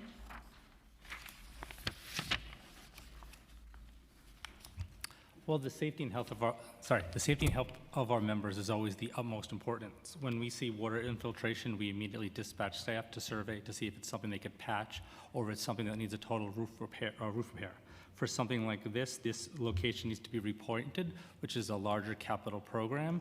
So we will do what we can to ensure that there is minor infiltration until we can get to the larger roof repair. So what is the $970 million that you have appropriated to, if not cleaning these up? That, we can answer that later. Next, we have the roof leak at Engine 262 in Astoria, Queens, that has at least 5 work orders reported on 1/25 of 23, 4/29 of 23, 11/25 of 25, 1/7 of 26, 2/15 of 26. In the photo, you will see a drop ceiling that is missing tiles from what looks like a leak. The tiles are filled with heavy water stains. There is another picture of the ceiling covered where tiles seem to be missing. There is a picture of a blue wall surrounding a window air conditioning unit with what appears to be the outlet of the unit to the left of the unit. What is the timeline for repairs of this nature? So this location, we actually are in the process of doing a lot of the sampling around the house, and we are working on submitting this work. How much are safety conditions like water dripping into air conditioning units and outlets taken into consideration? This was first reported over 3 years ago. When did facilities start to do the work that you're referring to? I'd have to go back and check my notes to see when this was first reported. I told you, it was first reported on 1/25 of 23. Well, I have to double check with my staff on when they received the request. Do you have the information of when you began the work? You said it's currently being worked on. Yes, so they've did some of these testings in the past 2 weeks. In the last 2 weeks. Okay. Next, we have pictures of the first floor at Engine 4, Ladder 15. The first picture shows the crumbled support wall of the firehouse between the 2 apparatus doors. Next, we have a picture of the rear wall of the apparatus floor, which we also see crumbling.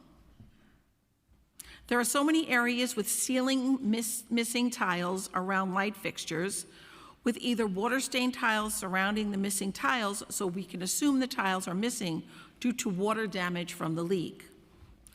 How dangerous would you say the crumbling support wall between the two apparatus doors is to the integrity of the building? So there were no work orders called in for this I work. can't hear you, I'm There was no work orders called in for this work, so if there is, I would like them to be forwarded, and we could check them. Yeah, we're going to forward you those work orders. We do have them.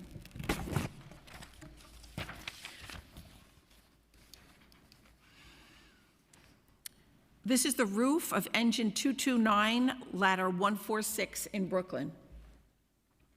The photo shows ceiling damage and the roof has sunk from its proper place. The roof should be in line with the metal rail on the exterior wall. The picture shows the roof about 1 foot below the metal rail. The next picture shows the water damage happening inside the firehouse above the cooling heating unit. Work orders for this were submitted on 10/5/21 for the section of the ceiling collapse on the 3rd floor, 10/22 of 25 of the roof line sagging, water pooling on the roof and leaking to the 3rd floor, 1/29 of 26, no heat, 2/11/26, the Niederman system out of service. And the Niederman system is the vacuum, for those who don't know, that the fire department attaches to their apparatus exhaust system to capture noxious exhaust and diesel fumes. 2/18 of 26, Niederman system still out of service. 2/26 of 26, no heat, Niederman system still out of service. So I'm going to ask you 4 questions, and then Councilmember Maloney has a follow-up. What was the delay in repair of this roof cave-in? What is the function of the Niederman system beyond what I described? And how does having it out of service for over a month affect the firehouse and its members? So in regards to the roof, I will have to do some, look into more information about this specific roof issue here. In regards to the Niederman system, like you said, it attaches to the exhaust of all the apparatus and pulls all the fumes from the apparatus outside the building. We have staff on call that repairs the Niederman. For this specific issue, I would have to find out what it was. Were they waiting on a part? I'm not sure what it is, but I will find out about that. But when a Niederman issue occurs, we have in-house staff that immediately responds to correct the issue.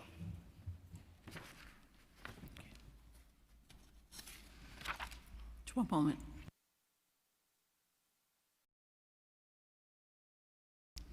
Out of respect for time for my colleague, Parina Sanchez, she has a couple of questions, and then we can get back to this slideshow. Amazing. Thank you so much, Chair. And good morning, Commissioner. Good morning, Chief. Good morning, everyone.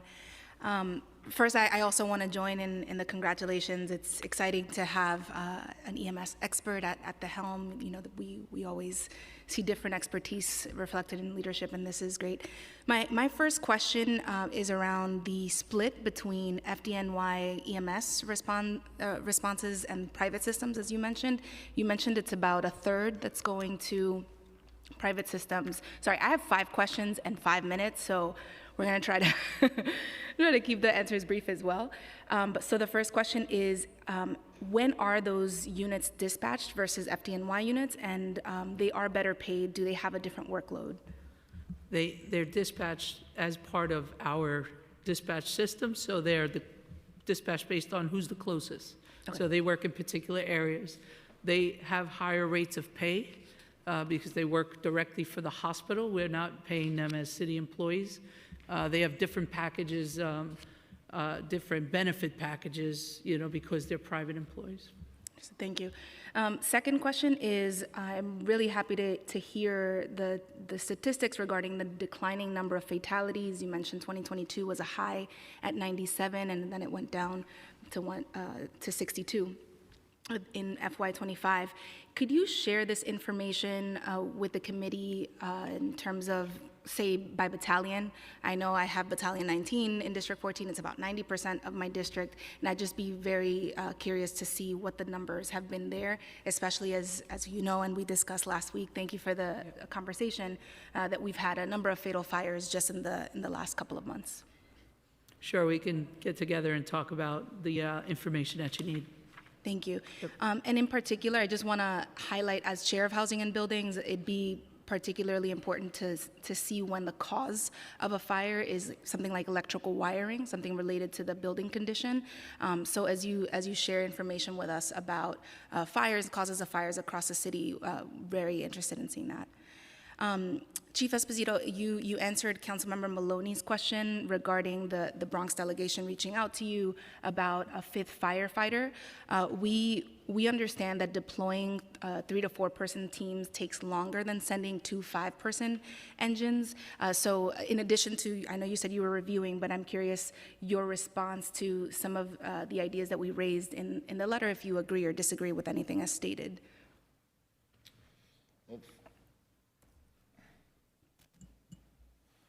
You know, on the operational front, an engine staffed with 5 firefighters, we know will stretch and operate a hose line quicker than an engine staffed with 4 firefighters.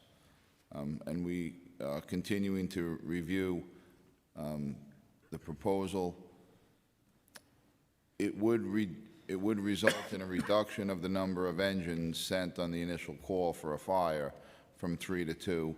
And the theory is that would free up some availability to respond and reduce response times for other emergencies. Yeah, exactly. Thank you. We look forward to your response on that. And, you know, as my colleague, no relation, Councilmember Justin Sanchez said in the letter, we do, you know, want to be mindful of reducing response times and anything that can be done there. My last question, I mean, I have like 3 more, but I don't think I have time, so I'm going to focus it on the conversation that we had last week. It feels like 3 years ago, but that was just a week ago, regarding the agency's coordination with additional agencies after a fire, right? I will be the first to admit, you know, I try to go to as many fires in my district.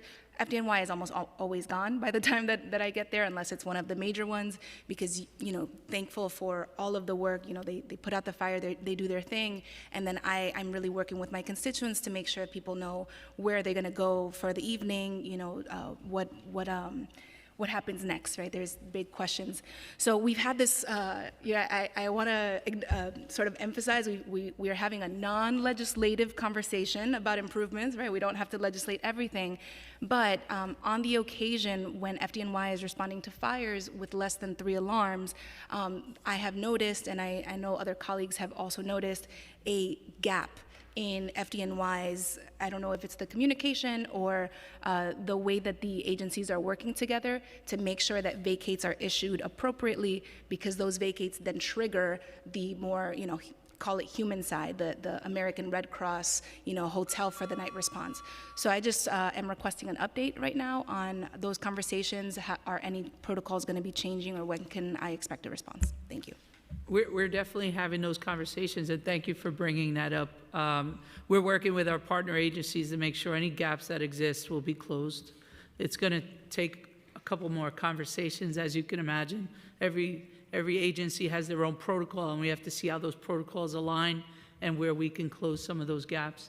I think you're probably getting emails about fires now. Yes, thank you. So excited. So we've made some progress on that front, and I expect we'll continue to make progress there. Yeah, thank you. Madam Chair, can I ask one more quick question? You talked about the criminal summons issued for a vehicle that was blocking a fire hydrant. Can you tell us where that was, first, and second? How often are trucks getting stuck behind double parked vehicles, right? So they're not getting to their sites. Do you keep that information, and what can we do to improve that? Thank you, Madam Chair. So this year we have issued several criminal court summonses for vehicles parked on hydrants.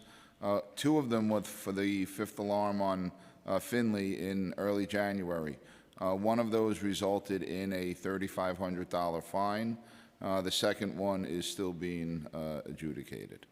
You know, we do get stuck in times behind cars in traffic, double parked vehicles or vehicles blocking the road. Sometimes we're able to squeeze by or have to wait for the driver, and other times we have to back out of the block and go around, and it does lead to a delay. And with the snow that we had this year and how long it stayed around, I think we all saw it that, you know, cars were now parked further off the curb into traffic, and if there was then going to be somebody double parked or delivery trucks, it's just all of that congestion that slows us down. Thank you, Chief. Thank you, Chair. Councilmember Maloney? Thank you, Chair. My next question continues in the theme around replacements and maintenance. The city has a commitment to replace the engine and ladder apparatus every 10 years, and reports of supply chain disruptions and issues with manufacturings have meant there's a bit of a delay. So how many apparatuses were delivered in the last year? And then what is the follow-up question to that? What is the gap between what was ordered and delivered? Do you know? Well, while Commissioner Brooks looks that information, in the fall I was able to visit the factory that makes our fire trucks out in Wisconsin and had a discussion with the CEO of the company. And initially, all of our apparatus had been ordered on time. And initially the delay was what everybody referred to as the global supply chain shortage. But what Seagrave had to do during the pandemic was lay off some of their workers. And as the supply chain caught up and started to deliver the parts, as they went to hire their workers back, many of them did not come back. So the supply chain shortage has been rectified. They now have a skilled workforce issue. They would love to be working double shifts. They're just not able to at this point. They are prioritizing FDNY apparatus. We are getting consistent deliveries, and it's considerably better than it was this time last year. And then in regards of what's being received, we're in the process of receiving 8 squads, 41 pumpers, 11 tower ladders, and 22 rear mount aerials. And what was the gap between ordered and what was actually delivered? What do you mean, like the turnaround time? Is that what you're? Sure. It's about 900 days from when we submit the purchase order until we receive the vehicle. Thank you. And my last question is around the number of women serving in FDNY continuing to grow, and many firehouses only have one locker or a single shower designated for the female firefighters. And wondering if you have any comment on that regarding steps to take to make sure we have adequate facilities to accommodate more female firefighters entering. So like you mentioned, all our facilities have a female locker room. We are in the process of our new design specs is that we are building gender neutrality for our locations. We have already done that at a location in Brooklyn, and all our new design specs will include that. So going forward, we will have gender neutrality locker rooms for all our locations. So obviously that's a big undertaking, right? We have 100-year-old buildings, and we're trying to retrofit that with new bathrooms and locker rooms. So the truth of the matter is we still have space issues. Though every firehouse has a bathroom for females, there still may be some space issues that we continue to work through. And moving forward, it's not just these firehouses and EMS system, EMS houses, stations that we have to maintain, and some of them being very old, but also moving forward, as we put new housing in, we'd like to be considered for new firehouses, EMS stations, and new resources to accommodate the people in those growing areas. And that's just part of our modernizing the fire department and preparing our infrastructure to go for the next 50 years and handle the calls that are going to be happening all over our city. Okay, I agree. And please understand that these issues that we're bringing up is not a knock to the fire department or to facilities. It is because we have a new administration, and they need to know what's happening on the ground. And they need to know why we've asked for $1 billion to be infused into the fire department, and why we cannot afford to have any money taken out. So how many Niederman systems are inoperable, ballpark? Or if you know exactly. I don't have that information in front of me. Do you think that possibly one of your team members can get that information, maybe call over to Metro Tech? I see people putting notes on your thing. Maybe they could find that out, and then find out how long you wait when you learn something is expired for an order to be put in, you know, or when you know it in advance. Because it's very important that we know that. We have to know that there is a constant chain and flow of communication when an order is called in, that it looked at immediately. So before we get back, so does the fire department have a platform that tracks the priority work orders, requests, assessed, and a resolution? Do you have that program or policy? Yeah, we have a database that has all the information when a work order is called in, tradespeople who assess it, project managers who assess it. Right. And are you able to get the information on the Niederman system for me? All right. And then right now, what you've seen up here, I just have a question. If you were in these firehouses that you've seen thus far, and there are a couple more to come, would you feel safe working in that firehouse? I'll answer that. You know, to your point, Madam Chair, the men and women that work in these houses are heroes. And they would put their life on the line and have put their life on the line for their fellow New Yorkers. They don't deserve to be in facilities like that. They don't deserve to be in the presence of mold or water infiltration. They absolutely don't. They deserve better. And we'll work with what we have to make those repairs as quickly as possible and attract those repairs. We have to move forward in a different way, because these houses are getting older by the day, and one repair will lead to another repair. So we have to do a better job, and I can commit to that we will do our part to make sure that we're on top of this, whether it be a better tracking system or, you know, certainly better communication about what our needs are for these facilities. There's a lot of facilities. So we expect that there's going to be these situations, but, you know, to your original question, should they be living like that? The answer is no. No. They should not. Brava. Yeah. No, you're right. No. Okay, we're ready to go to the next slide. Okay, the next slide is ladder 78, and they put in for an unstable front parapet wall of the firehouse numerous times. In June of 2023, the buildings unit subcontracted out a company to put a protective netting over the unstable parapet wall. No repairs have been done since the netting was put on. Previous work orders were submitted on 6/21 of 22, 3/11 of 22, 12/6 of 21, and 1/25 of 2020. We're here today on March 13th of 2026, and that netting is still on. What is the cause for the delay here? So this particular firehouse, we had contractors out there about 2 weeks ago, and they're in the process of coming up with a revised proposal on the cost for that. Once we receive the cost proposal, we'll start to work on submitting it. All right, do you see a pattern, though?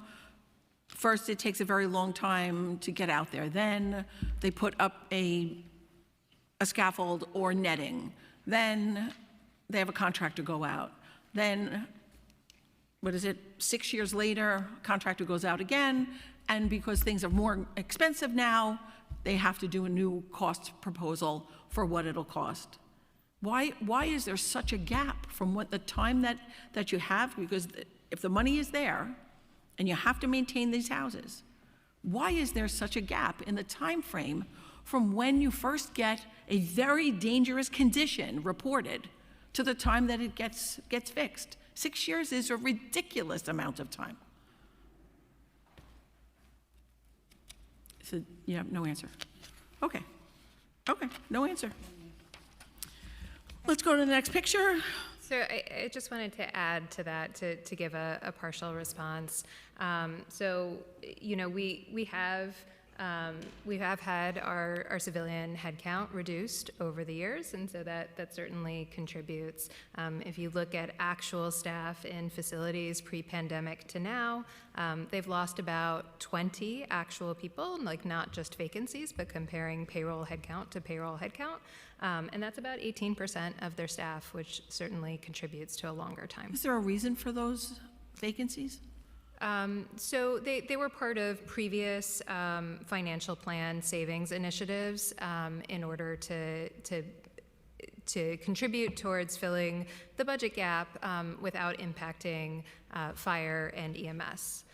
Where we have taken reductions, generally speaking, has been on the civilian support staff side. Since 2020, since Yes. the COVID shutdown? Yeah.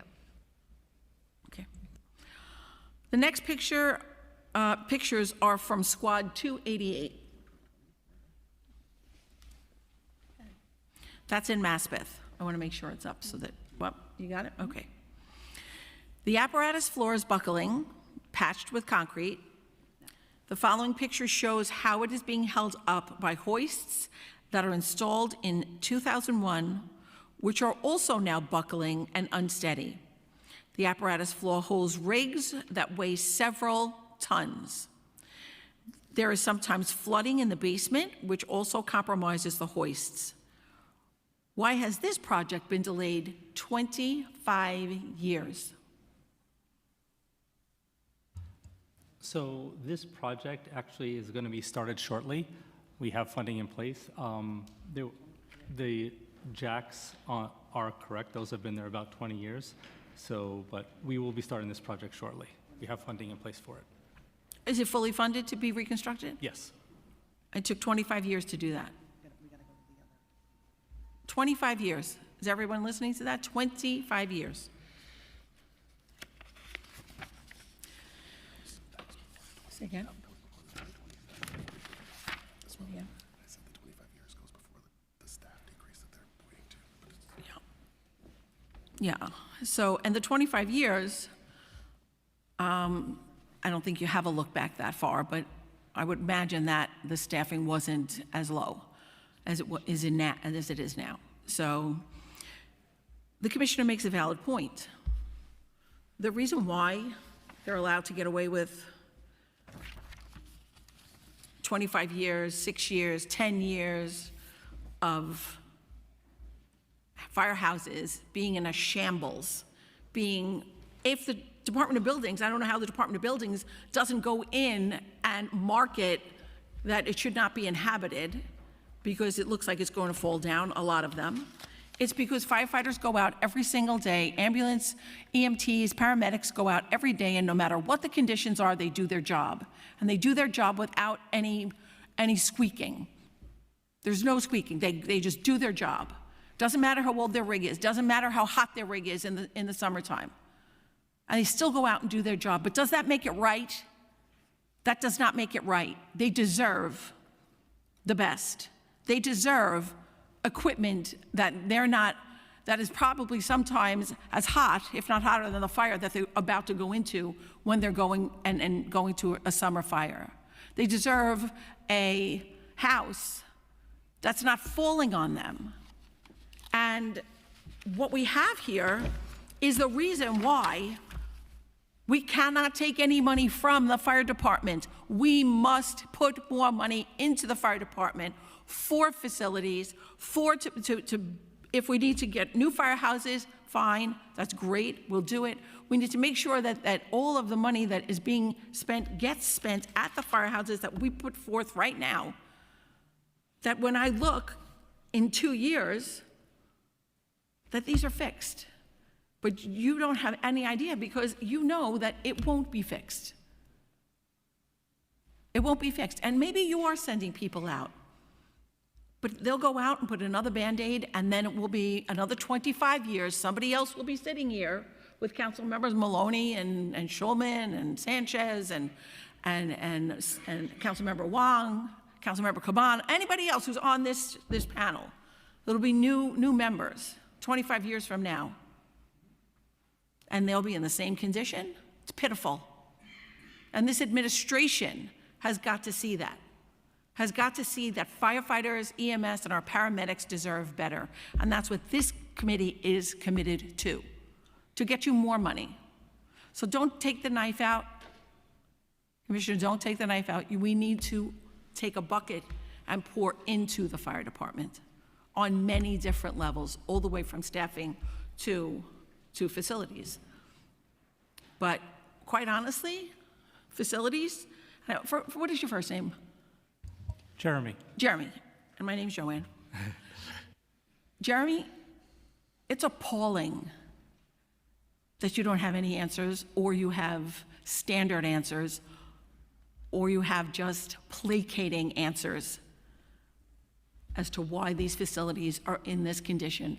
Because if I were the head of facilities, you bet your bottom dollar I would get the money from the administration to fix it so that nobody gets hurt inside the firehouse before they exit the firehouse to save someone's lives. That's on you. So whether you have full staffing or you're decreased in staffing, this has been going on well before the staffing was cut, and it continues to go on. But through our dedication to the fire department and the entire agency, we're going to make sure that it ends, because we're going to make sure that the public is aware. And the administration across the hall had best be paying attention, because the fire department is where there needs to be attention paid.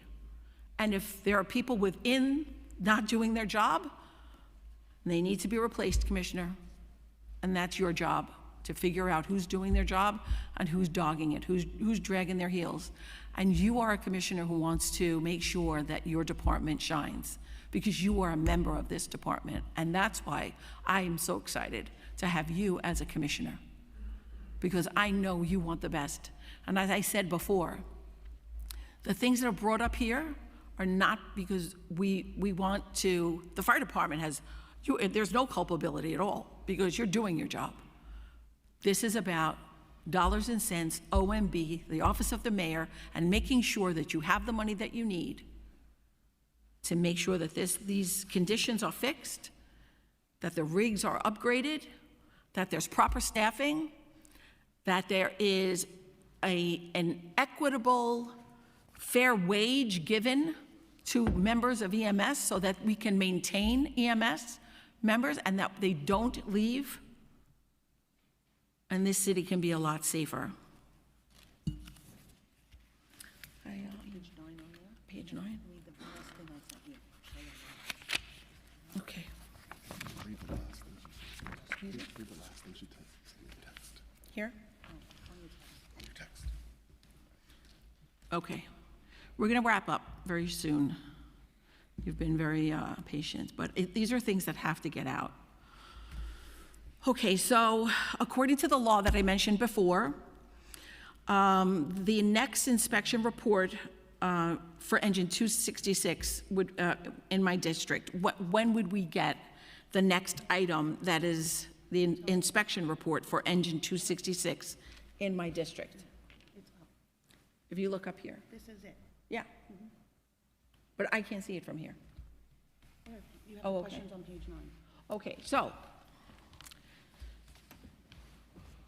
engine 266 has exterior condition. Great. Right here, you're just gonna look at it, right here. I know, I get it. The MSA Rubik's Award broad ratings across 10 categories, and we're talking about 266. They received a 92% overall score despite 11 documented deficiencies, including raw sewage, backflow, collapsing ceilings, and a firefighter struck by a falling plaster the day before. the visit. Does the FDNY believe the current methodology produces meaningful assessments of facility conditions? So if 266 got, what, a 94, was it? 92. 92? And it is in desperate condition, what does an engine company that has a 72? What does that one look like? So we don't use the MSA scores as a basis. We go exactly by what is being reported from the surveyor. So while it mentions 92, we don't look at, we goes right to the photos and what the issues are, and that's what we immediately try to respond to if there's any safety and health issues. For 266, we send staff out immediately to assess and see what can be done right away. But we don't look at the rating. We go right to the report, read the report.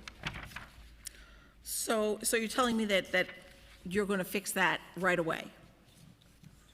Is that what you're telling me? Well, there's a lot of things on here that have already been fixed. I understand, right, because it's from 2024. Well, yes, a lot of these items have been corrected already. There are some things that we do have a large-scale capital project that will be starting shortly there, but a lot of the other things we had already been What was corrected? Well, the issues with the sewage backup was corrected. We had some of the plaster was fixed, but there's a larger issue with the roof leak that will be taken care of. Okay, that's not what I'm seeing when I go in, because this is in my district. So I don't see where anything has been corrected. I'm hoping the raw sewage backflow has been corrected, but I will certainly check back at that firehouse to make sure what's been corrected and what hasn't. I'll check. Okay. Unless any of the members have any other questions? Councilmember Wong, did you have a question? Like a follow-up. Thank you, Chair.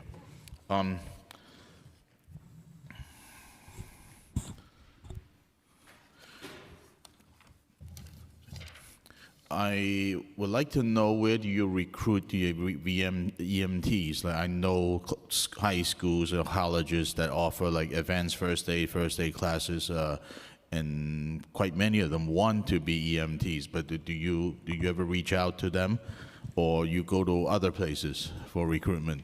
Because I know people that want to be EMTs and they're taking AFA right now, just don't know where to go. Can you talk about it? Yeah, that's great. Thanks for bringing that up, because we want as many people as we can get to be EMTs. And they can always go to joinfdny.org for information, .com, joinfdny.com. Commissioner Noonan could talk about our recruitment efforts. Sure, happy to. Thank you. Thank you. Actually, we have a recruitment campaign for EMTs upcoming in June. So your timing is perfect. If you are interested in partnering with our recruitment unit, you can absolutely reach out, or we can reach out to your team to see where we can help assist and partner with various schools or community programs that are interested in helping their members. And I understand, is pay the reason why you have having recruitment problems, or there's something else that I'm missing here? I would say pay is definitely one of the reasons. It puts us in comparators of some other positions that maybe are not heroic positions, where we think we shouldn't have to compare with Starbucks or Uber or Lyft and things like that. But really, we are doing a lot of recruiting for members that don't even know that they want to be EMTs, right? This is a career that can touch people that don't even know that this would be so inspiring to them and their families and their communities. So we're looking for those people that don't necessarily know that the fire department has an entry-level position where in very short, you can apply for an exam, go through an academy, and have a very fulfilling career. So a lot of the work that we do is focused on inspiring young people, or really not just people, right? Our civilians, there is no age range for members that want to become EMTs, to come in and learn about what an EMT actually does, how to get involved, how to prepare. And we do a lot of that engagement and work with our initiatives in preparing people for becoming an EMT. So whether it's a detailed information session, whether it's physical requirements and making sure that you're physically prepared to pass the physical exam to become an EMT, whether it's making sure that we have content on our website so that you can start studying some of the medical terminologies that you're going to have to learn once you go into the EMS Academy to be successful. These are all, very important initiatives that we spend a lot of time on and pursue, and make sure that we're doing more than just recruiting you. We are helping you all the way up until the moment that you go into the academy. Okay, yes, you. Sorry. So being an EMT and paramedic is extremely fulfilling, right? There are not many careers where you can save lives and bring lives into this world. The problem with our job is there is not a lot of exposure about exactly what an EMT and paramedic, what they do. The fire department, through our social media, consistently pushes forward stories of heroism and acts and life-saving moments that our members do, but we need your help. I would love to partner with you and have an event where I can bring some of these members out, and young children or young adults who are looking for careers can actually speak with them, learn their stories, hear where they started from. I was a restaurant manager. I had a customer who was a paramedic. He talked me into coming out and checking out what being a paramedic was, and here I am 27 years later in a position I never thought I would be in. But had it not been for a chance meeting with a customer at my restaurant, I don't know if I would have ever realized what goes on in the back of that ambulance. So I would love to partner with you, be able to bring some of my members out and have them speak to the people in your community. Okay, thank you. I'll reach out to at our next community events. My final question is, I had to step out for a Zoom with my civic organization, so I missed about 20 minutes of the hearing. My question is, firefighters, if you're an EMT, there is a path to become a firefighter. Okay, so what is the percentage of that compared to your new, like those that graduated from the academy? Like, as I see it, you're firefighters from the academy and you're firefighters from EMT. So how many of those people are you pulling? Well, specifically for 2025, we saw about 35% of our firefighters that graduated came from our EMS command. They still go through the fire academy. You should point out.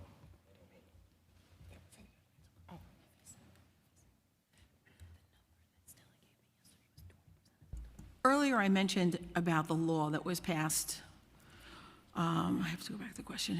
I had asked who in the department is in charge of tracking the emergency medical service vehicles that are available each day to respond to emergencies. I don't believe that portion was answered. Who is in charge of that tracking? So, me. I feel better now. But just recently, within the last 2 weeks, we deployed a new vehicle tracking system that was actually built in-house by our own tech department, along with some of our members who weighed in on how this should be built.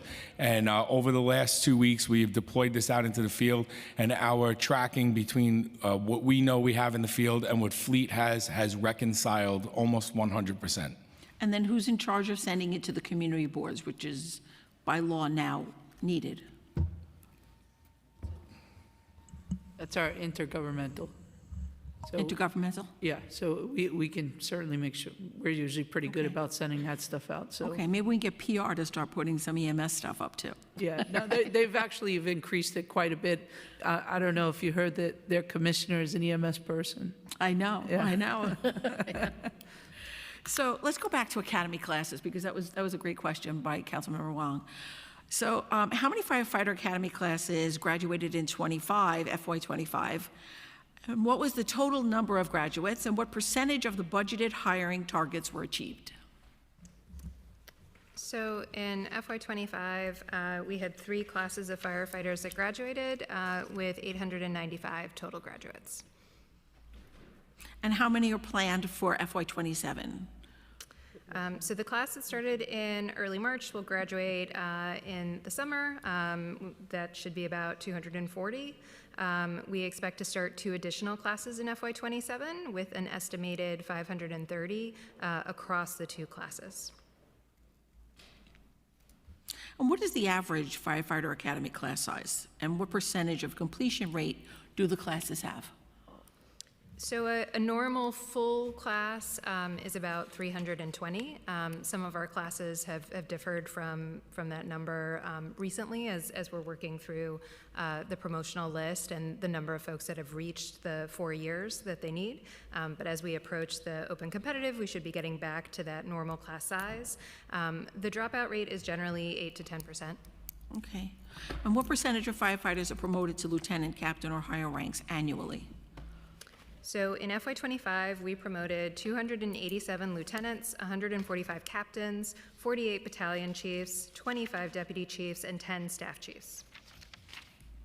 And what is the current, oh, okay, you gave me the current level. All right. I do not have any further questions. Councilmember Wong? Yeah. I'm just a little concerned about how did EMTs get trained to be a firefighters if they become firefighters without going through the academy?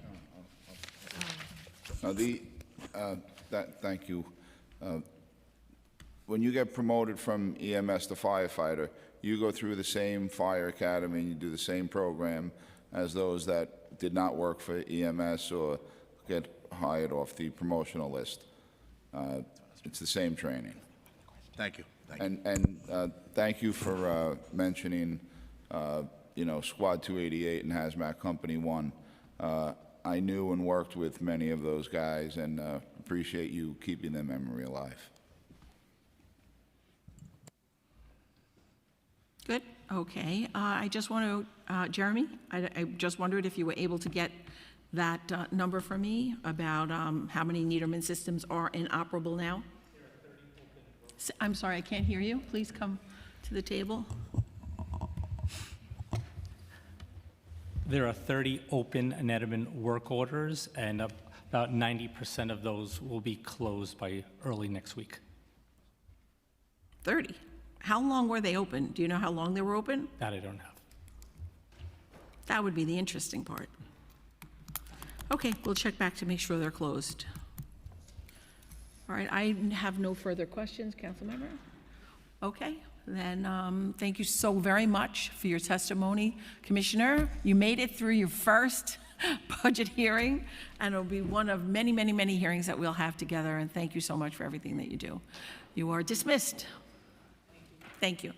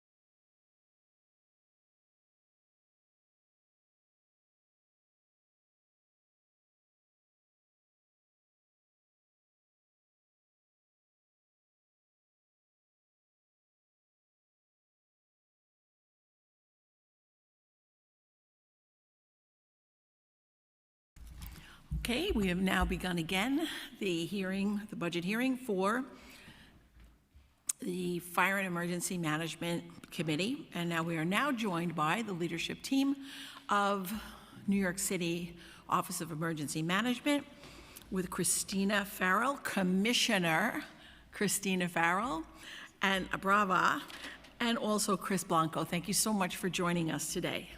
If you raise your right hand, our council will swear you in. Do you affirm to tell the truth, the whole truth, and nothing but the truth, and to answer honestly to council member questions? Seeing you acknowledge that, you may go ahead. Thank you.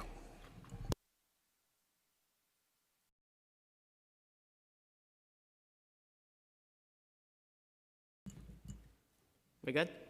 Great. Good afternoon, Chair Ariola, Member Schulman, other members of the City Council. I'm Christina Farrell, and it is my pleasure to be here today at my first hearing as Commissioner of the New York City Emergency Management Department to testify on the preliminary budget. I am joined today by our Chief Financial Officer, Christopher Blanco. I'm very honored to be here, newly appointed as the Commissioner of the agency and the first Commissioner appointed internally with decades of experience as an emergency manager for the City of New York. We are standing at a moment of change as the city, state, and federal landscapes are in their own moments of transition, and I am excited to be here to meet this moment. I greatly look forward to leading the agency through these transitions and to continuing my work in partnership with the City Council. I have always greatly valued our friendship and collaboration. As you all know, whole community is necessary for successful management of emergencies, and that will remain a core focus of mine as Commissioner. New York City Emergency Management has a big mission. We lead the development of the city's emergency plans and the coordination of multi-agency responses to emergencies, educate the public about preparedness, and advance long-term initiatives that reduce risk and increase the resiliency of New York City. Today, New York City faces more frequent and complex emergencies and disasters due to climate change, social and economic inequity, aging infrastructure, reliance on technology, cyber threats, domestic terrorism, and more. Emergency management is the city's go-to leader for solving complex problems, issues that cannot be solved easily or quickly, and that cannot be solved by one entity alone, such as COVID-19 or the recent influx of asylum seekers. Our planners write and maintain dozens of plans for varied emergencies: chemical, biological, radiological, and nuclear hazards, coastal storms, transit strikes, power disruptions, flash floods, and winter weather, among other hazards. Our public warning specialists issue thousands of public safety messages and emergency alerts in multiple languages every year to keep New Yorkers informed. Our logisticians manage the city's resource request process to source and strategically allocate critical supplies like generators. This work saves lives, protects neighborhoods, and reduces disaster costs to New Yorkers and to the city. Over the past 5 years, emergency management's roles and responsibilities have expanded. Since January 2022, the agency has managed 68 Emergency Operations Center activations, 38 of which were simultaneous with other incidents. This trend towards the city experiencing more emergency incidents with a greater need for consequence management continues to accelerate. In the first 8 weeks of 2026 alone, emergency management managed 5 large-scale emergency activations. This included a 2026 January snowstorm, a February blizzard, which was the largest snowfall in the city in the past decade, prolonged extreme cold, a weeks-long New York State Nurses Association strike, an emergency fuel task force activation, and multiple major fires, all with overlapping timelines. Summer 2026 will bring an unprecedented convergence of global and national events to the New York City region, including 8 FIFA World Cup matches, alongside major celebrations such as America 250, Fleet Week, and the International Naval Review. These high-profile activities, expected to draw over 1.6 million visitors, coincide with annual events like Pride and the National Puerto Rico Day Parade, and heightened seasonal risk, such as heat, flash flooding, and power disruptions. Emergency management's role is coordination across multiple partners, fostering collaboration to minimize disruptions, strengthening community engagement, and maximizing resources. Emergency management is staffed by more than 250 dedicated professionals with diverse backgrounds and areas of expertise. Nearly everyone at emergency management has two roles, their day-to-day and their emergency activation role. The duality of roles is unique in city government, and the model allows the agency to respond rapidly to citywide emergencies while maintaining continuity of operations, minimizing overtime, and reducing reliance on consultants or surge staffing contracts. Since emergencies always take precedence, thousands of staff hours normally dedicated to key preparedness work like managing the city's emergency supply stockpile and updating emergency plans were diverted to the response activities in the last year alone. With that, let me now provide a snapshot of our budget for the next fiscal year. Our projected total fiscal year 2027 city tax levy expense budget is $39.6 million. We rely on our city tax levy expense budget to support the agency's administrative, technological, and operational costs. The projected fiscal year 2027 city tax levy personnel services budget is $13.9 million, which supports the 93 personnel lines paid directly through our tax levy funds. This includes $1.2 million in funding for 16 staff members dedicated to working on increasing communication and services to people with disabilities, access, and functional needs, as well as funding for personnel overtime to support the upcoming World Cup preparation and response activities. Our projected fiscal year 2027 city tax levy other than personnel services budget is $25.7 million, which covers all agency operating and administrative costs. This budget includes a significant portion of non-discretionary funding. These funds are designed to cover our warehouse, lease, utilities, and telecommunication costs, including the maintenance and operations of our Emergency Operations Center and backup facilities. This money also supports our fleet and all additional equipment, supplies, and materials needed to run the agency. This also includes funding for World Cup support for public information and language access. The agency receives grant funding to support many of our core programs. In the past year, we secured $36.2 million in federal funding, primarily through Homeland Security funding. This funding is vital to our ability to run many of our initiatives, including the Ready New York Public Education Campaign, Community Emergency Response Team Program, Continuity of Operations Program, Geographic Information Systems, Technology and Exercises, Watch Command and Response, and Citywide Incident Management System Planning, as well as the Emergency Supply Stockpile. The impacts of cuts to federal spending and the federal workforce, especially at FEMA and other federal agencies we depend upon, should not be underestimated. Federal grants make up the majority of our agency's personnel services budget, with 62% of our agency's budgeted headcount supported by federal funds. New York City has yet to receive this year's Homeland Security grant funding awards from FEMA. Despite commitments from the President on social media and reporting in the press that the city's award would be fully restored to prior year levels, the federal government has not followed through on this commitment.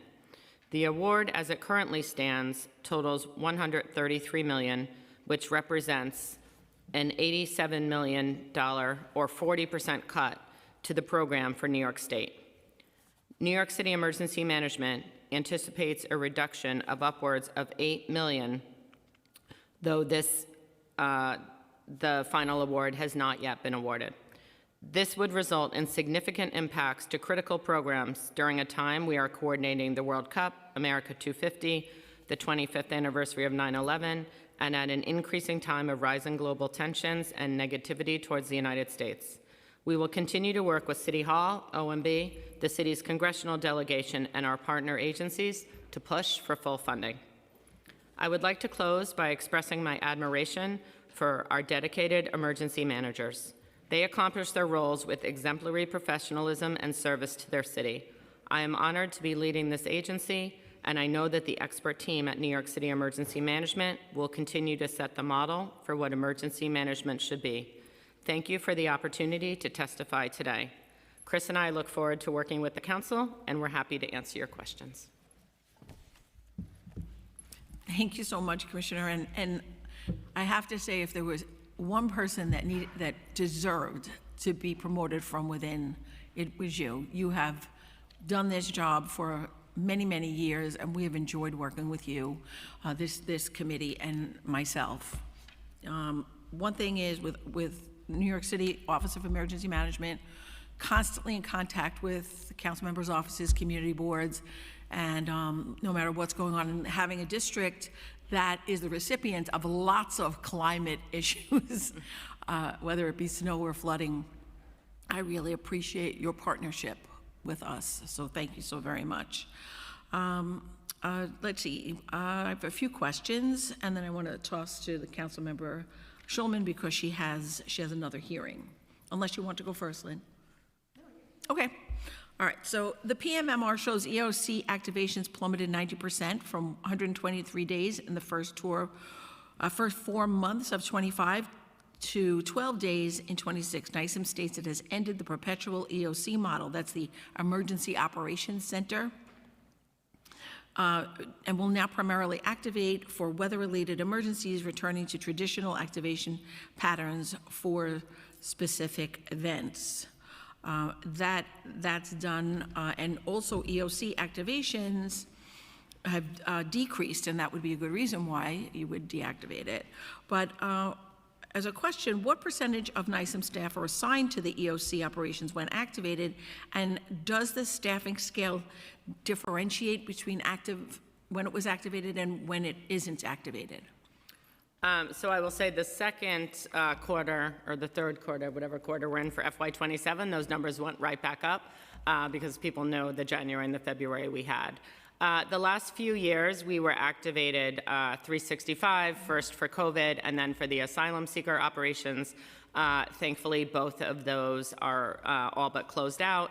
And so our activations have been more focused on, our more traditional hazards, the summer, severe heat, luckily no coastal storms recently, all of that. And then, like I said, we've been activated for winter weather a lot so far this year.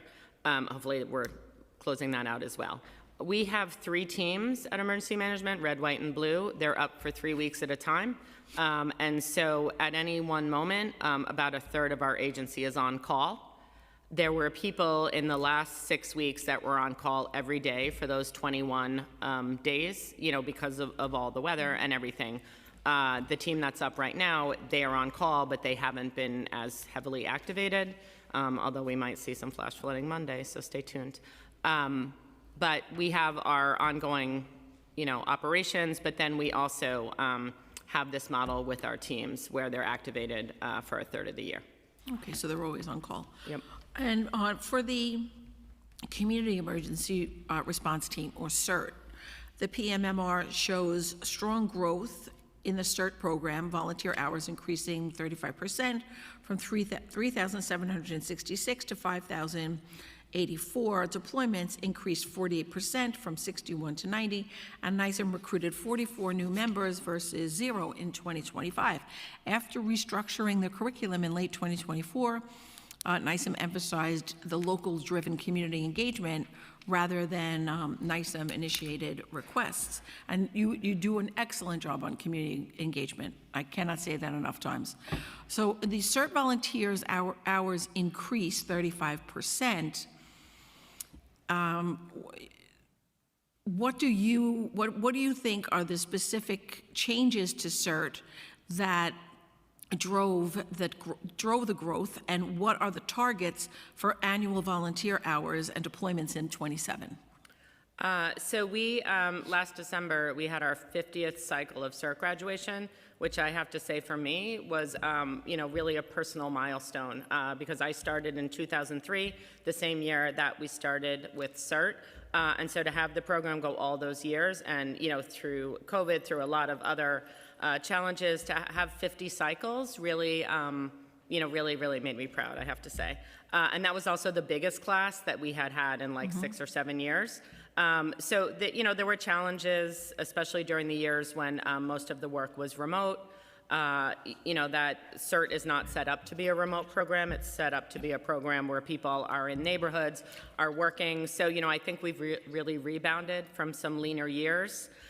We have a new director who came up. He started as a Civic Corps 5 or 6 years ago, worked his way up, and now he is the director. He's an Army veteran, and he is super fantastic and has more energy than all of us combined. So he's really doing a great job.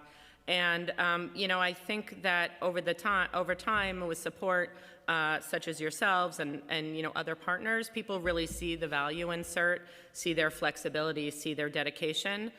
One thing we're working towards in the spring and the summer, which I'm really excited about, is we are looking to do a class in the Rockaways.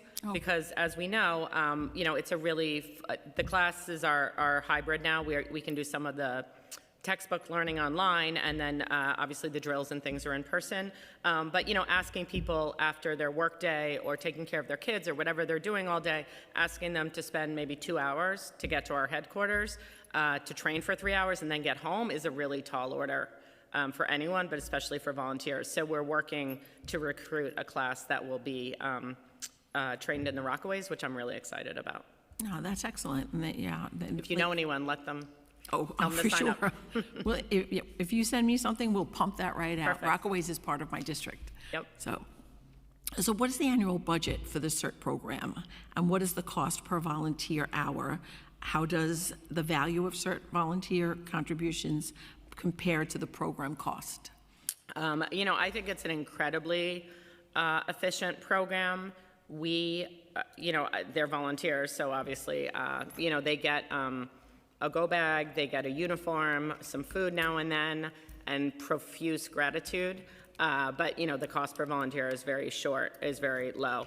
The overall division that they are out of, community engagement, which I used to lead back in the day, the whole program, Ready New York, Strengthening Communities, all the staff, all our CERT members, it's about $4 million in federal funding. So a very low cost if you think about the mission of community engagement across the city. Right. We're very lucky through this whole, now we're getting ready for our 51st cycle. The model is that we use instructors from the police department, fire department, EMS, and our staff who come at the end of their day and do this for a little bit of overtime. And I think that model of having the 3 agencies together has really been key to the success of the program. That's good. And if you need any help getting a location for the training, just feel free to contact our office. We can work with you on that. Thank you. And then let's talk about emergency preparedness, education, and outreach. Emergency preparedness participants increased 23% to 20,367 in the first 4 months of 2026, projecting approximately 81,000 annually. What is the target for annual participants, and by what percentage does the current trajectory fall short or exceed this target? I think, our goal is to prepare every single New Yorker.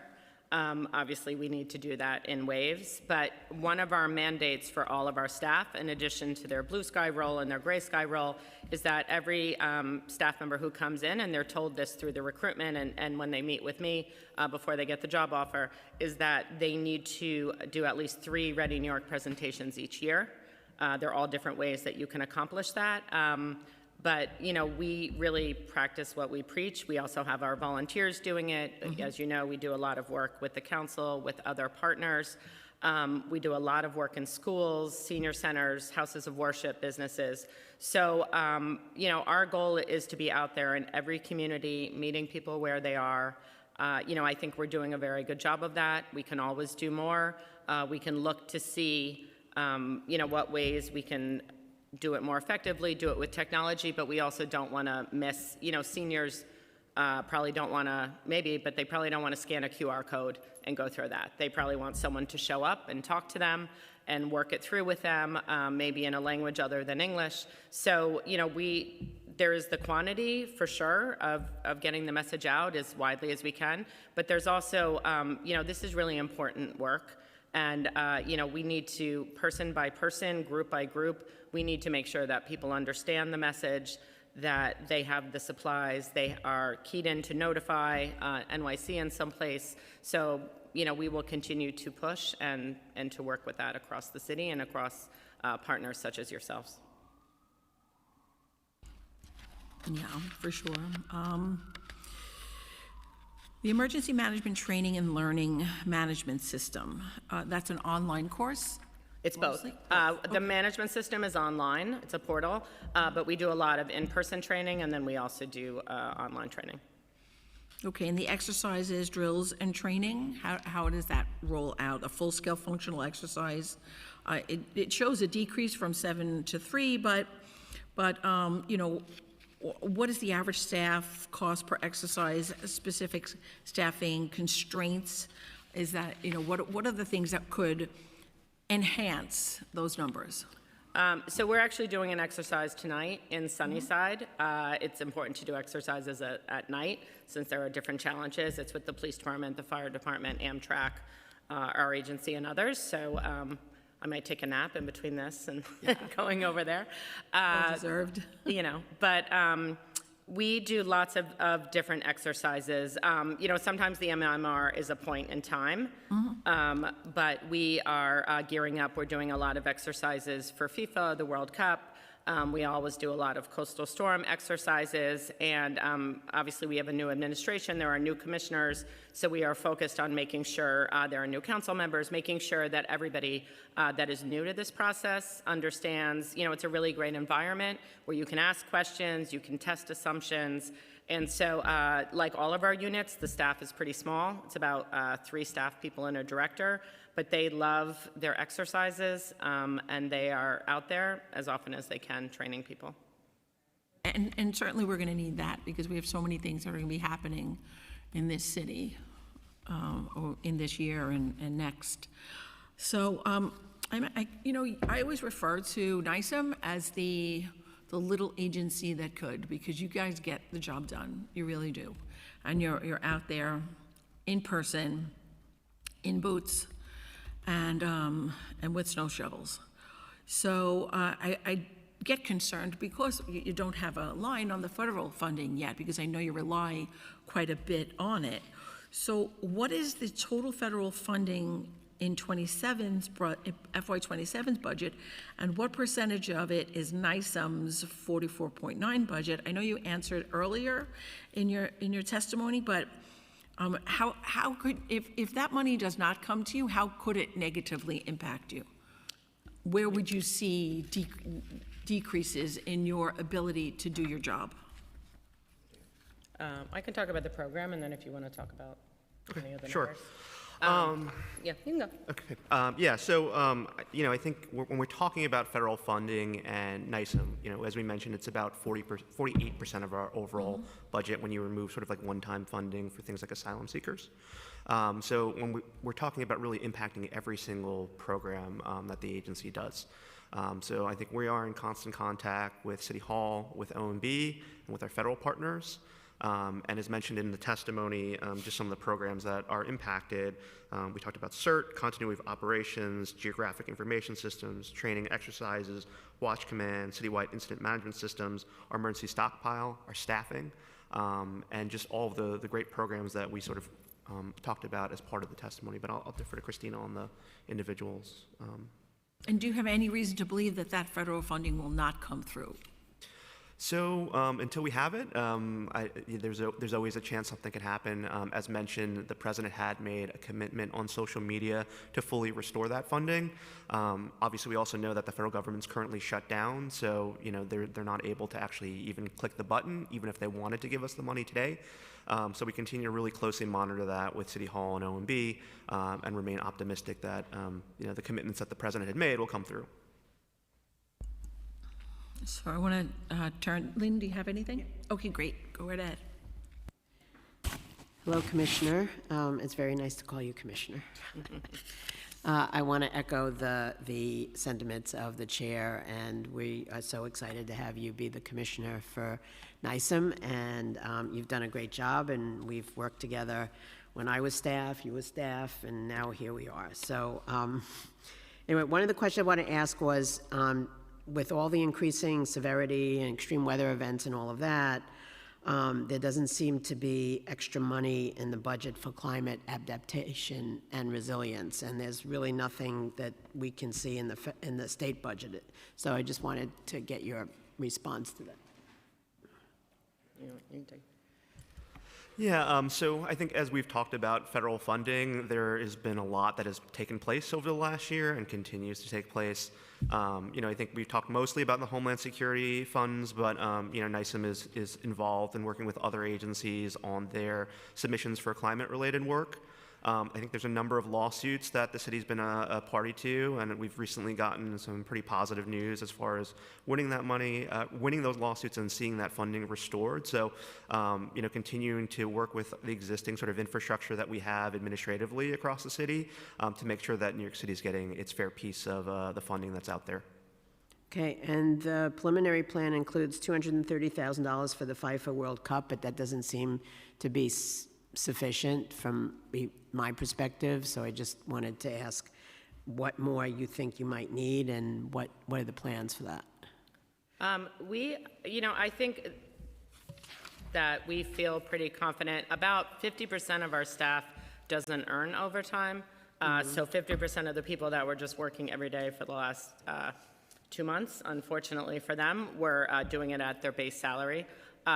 So that amount of money, which Chris has been working with OMB on, I think will actually go a long way. We're a very, you get a lot of bang for your buck with us.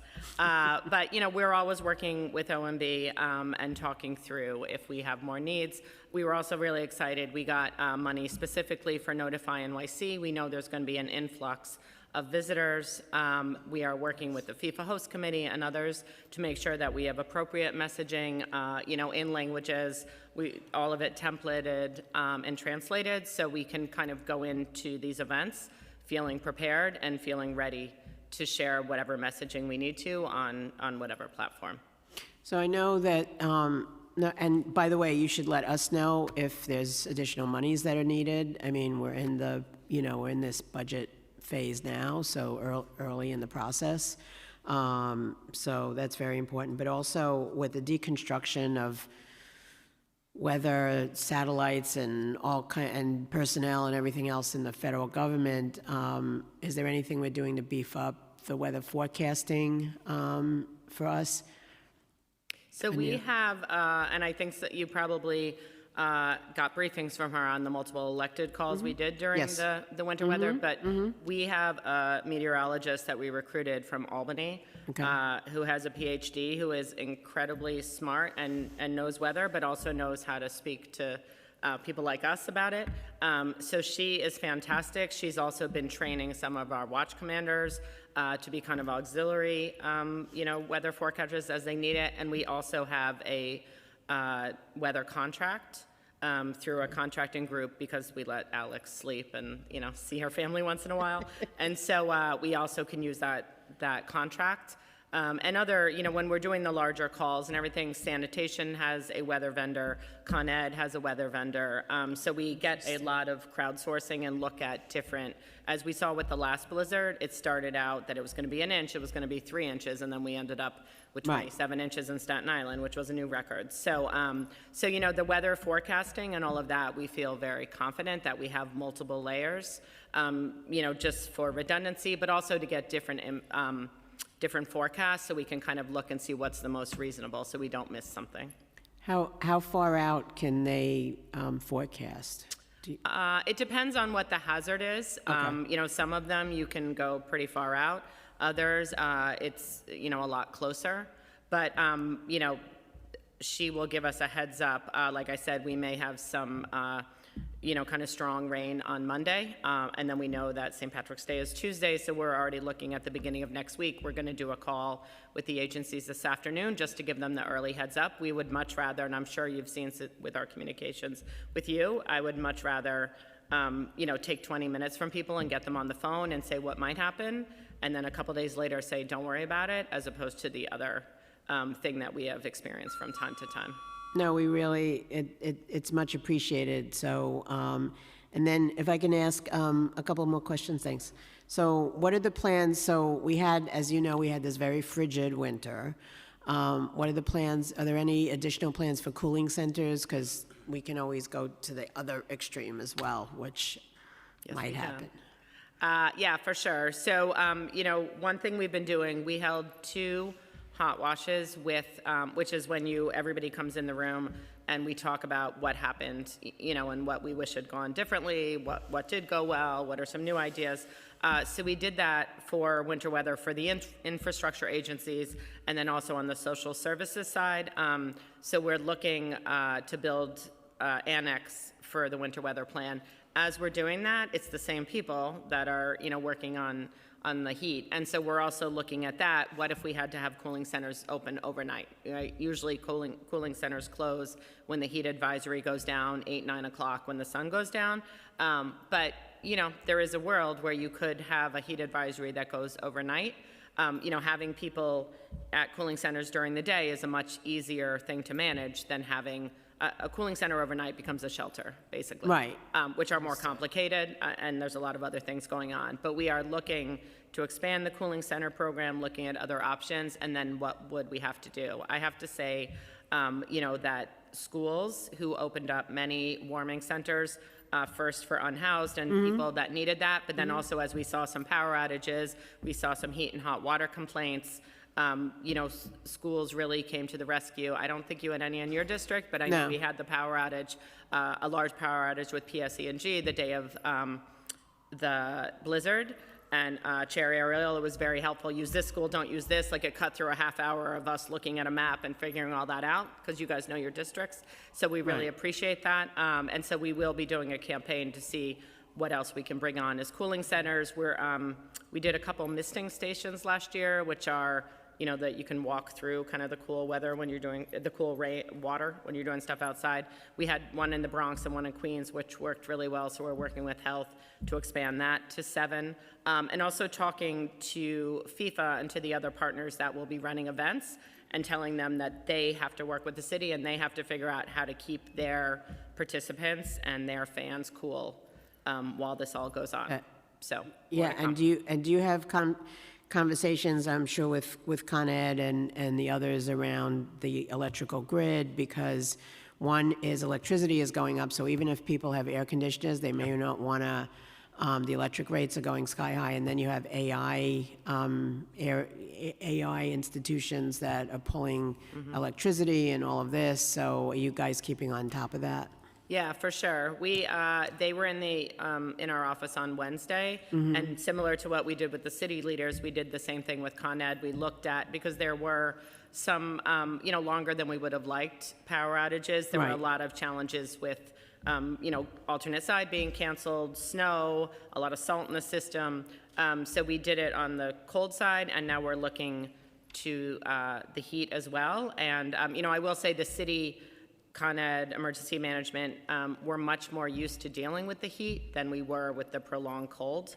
But there's always more we can do. There's always better partnership, and so we're definitely working closely with them. Thank you so much, and thank you for, please thank your team. And I also want to say that to my colleagues that are watching, so that they also, NISM offers to have the council members and their staff come out to the facility and see what goes on, and I think that's a valuable thing to do, especially for new staff, so that they know how you operate and we know what needs to be done in an emergency. And again, I want to thank you guys for everything that you've been doing. Thank you. Great, thank you. Thank you, Chair. So just to get back to the federal portion, I have one question.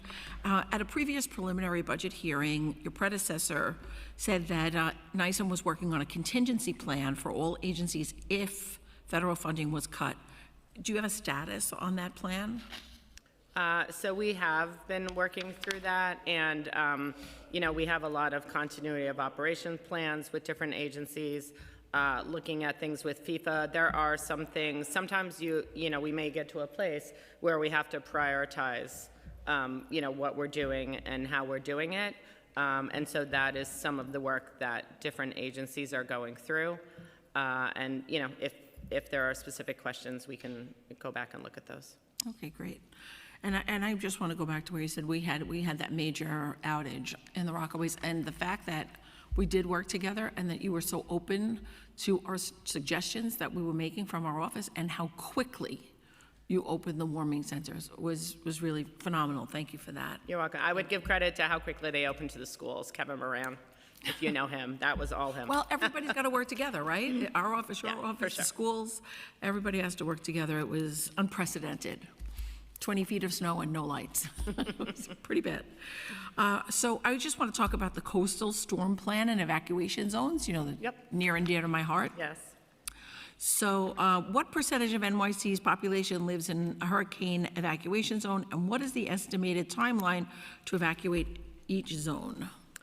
So about 3 million New Yorkers out of the 8.5 live in the zones. There are 6 zones, as I'm sure you know, because most of your district, I believe, is in Zone 1. Yep. Yeah. So each zone has about 500,000 residents. And really zones 1 and 2, those were those zones affected by Sandy. But, we like to plan for, the very worst that could happen. So it is a very sizable group. I'm sure people that live in coastal districts, they remember Sandy, they have more of an idea that they live in a coastal zone, but there could be people living in especially zone 5 and 6 who may be a little bit from the shore, but just the way of topography and different things, they may not be as aware. So we will, again, do Know Your Zone this summer, partnering with your office and with others. And then the evacuation, we start tracking storms and we would activate our plan 120 hours out, which is about 5 days, or when we start seeing impacts off the coast of North Carolina. So, we look at those. We have, luckily there are times where we start to activate with some calls, some preliminary, putting some supplies and things on alert, and then we have been able to pull back from that. But the bulk of the evacuation and things would happen within the 48 to 72 hour timeline before 0 hour of the storm hitting the city. The challenge with that, which I know you know, is that usually 48 to 72 hours out, it's probably going to be a sunny, nice day. So it is, challenging work to encourage people to leave, but, that's what we're here for. Yeah, it is very challenging, and a lot of people don't want to leave, and I know that firsthand. So you will work with other agencies, whether it's on a state level like the MTA or PSE&G or Con Edison or any of the other, like the ferry system, any type of mode of transportation to get people off. We'll use the Peninsula Broad Channel out of Hamilton Beach and Old Howard Beach in my district, which are our lowest lying portions of the district, and I've seen you do that. I would wish that we could get better signage up. If I had say one thing we needed more was better signage. Not that the signage isn't there, but it's worn. So some of it is you can't read it. So we have to kind of, and we can do that, help you with, where those worn out signs are, so we can get better signage, especially along the peninsula, because, and that's important for people to know if they're taking their own means to get off the peninsula. So I'll tell you, our team is actually working, I believe next month they're doing an audit of the coastal storm evacuation signs, because obviously they get, wear and tear and everything.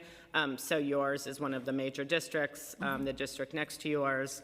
And, if you have a list, or if, places that, we know where the signs are. Right. But it all, we'll always take more information. And then once they get the audit, we will work with Department of Transportation and others to get as much new signage as we can up by June 1st and August 1st. Great. The one thing about your agency is you're very proactive, which is not something that a lot of us are used to from agencies, so thank you. And also, Notify NYC has grown exponentially in people following it. And if they don't have Twitter, we always share that on our social media platforms that they may have. Older people tend to go to Facebook. We're on Facebook. More than I'm on Facebook. They can get Notify NYC on Facebook. And so we share that, and because that is really the most up-to-date, accurate information that can be shared. So we appreciate that. And I urge everyone, if you're not following Notify NYC, If you can hear me, please click the button and follow. Effective evacuation depends not only on route planning, but the public's awareness. And that's why I ask you to please click on there and follow your elected officials' social media pages as well, because we also are in constant contact. So Councilmember Schulman has left. We have exhausted our questions because a lot of our questions were answered in your testimony. And just we look forward to a safe season for this city. And I know that you're a part of it.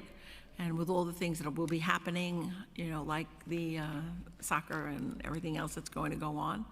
But I know that you'll be on top of it. So I want to thank you. I want to congratulate you again. Thank you. And you, sir, you have a wonderful woman that you're working with as your commissioner who understands every nuance of your agency. So. We 100% agree, and we couldn't be happier. Right, exactly. You're a keeper. Chris also has a little 6-week baby, so he's... Oh, congratulations. He has his own emergency management at home, and then he does exactly financial work here. Your emergency management training will help you. It will.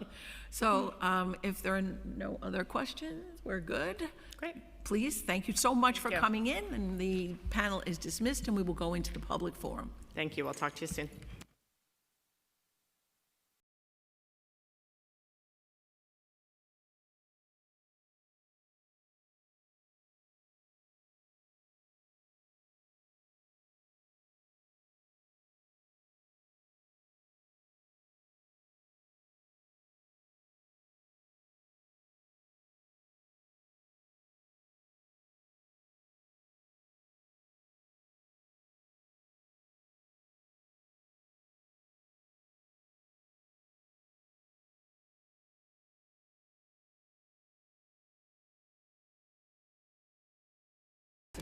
Okay, we'll get back to biz. I now open the hearing for public testimony. I remind members of the public that this is a government proceeding and that decorum shall be observed at all times. As such, members of the public shall remain silent at all times. The witness table is reserved for people who wish to testify. No video recording or photography is allowed from the witness table. Further, members of the public may not present audio or video recordings as testimony, but may submit transcripts of such recordings to the sergeants at arms for inclusion in the hearing record. If you wish to speak at today's hearing, please fill out an appearance card with the sergeants at arms and wait to be recognized. When recognized, you will have 2 minutes to speak on today's oversight hearing topic, the budget of the FDNY and New York City Emergency Management. If you have a written statement or additional written testimony you wish to submit for the record, please provide a copy of that testimony to the sergeants at arms. You may also email written testimony to testimony@council.nyc.gov within 72 hours of the close of this hearing. Audio and video recordings will not be accepted. For in-person panelists, please come up to the table once your name has been called. I will now call the first panel. Andrew Ansborough, James Brosi,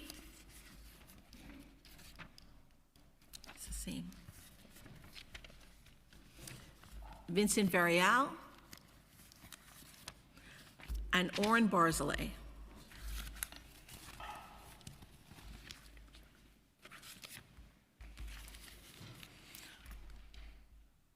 If we can start with Andrew Ansborough. Welcome. Thank you, Councilwoman Ariola, for having us today. Good morning. My name is Andrew Ansborough.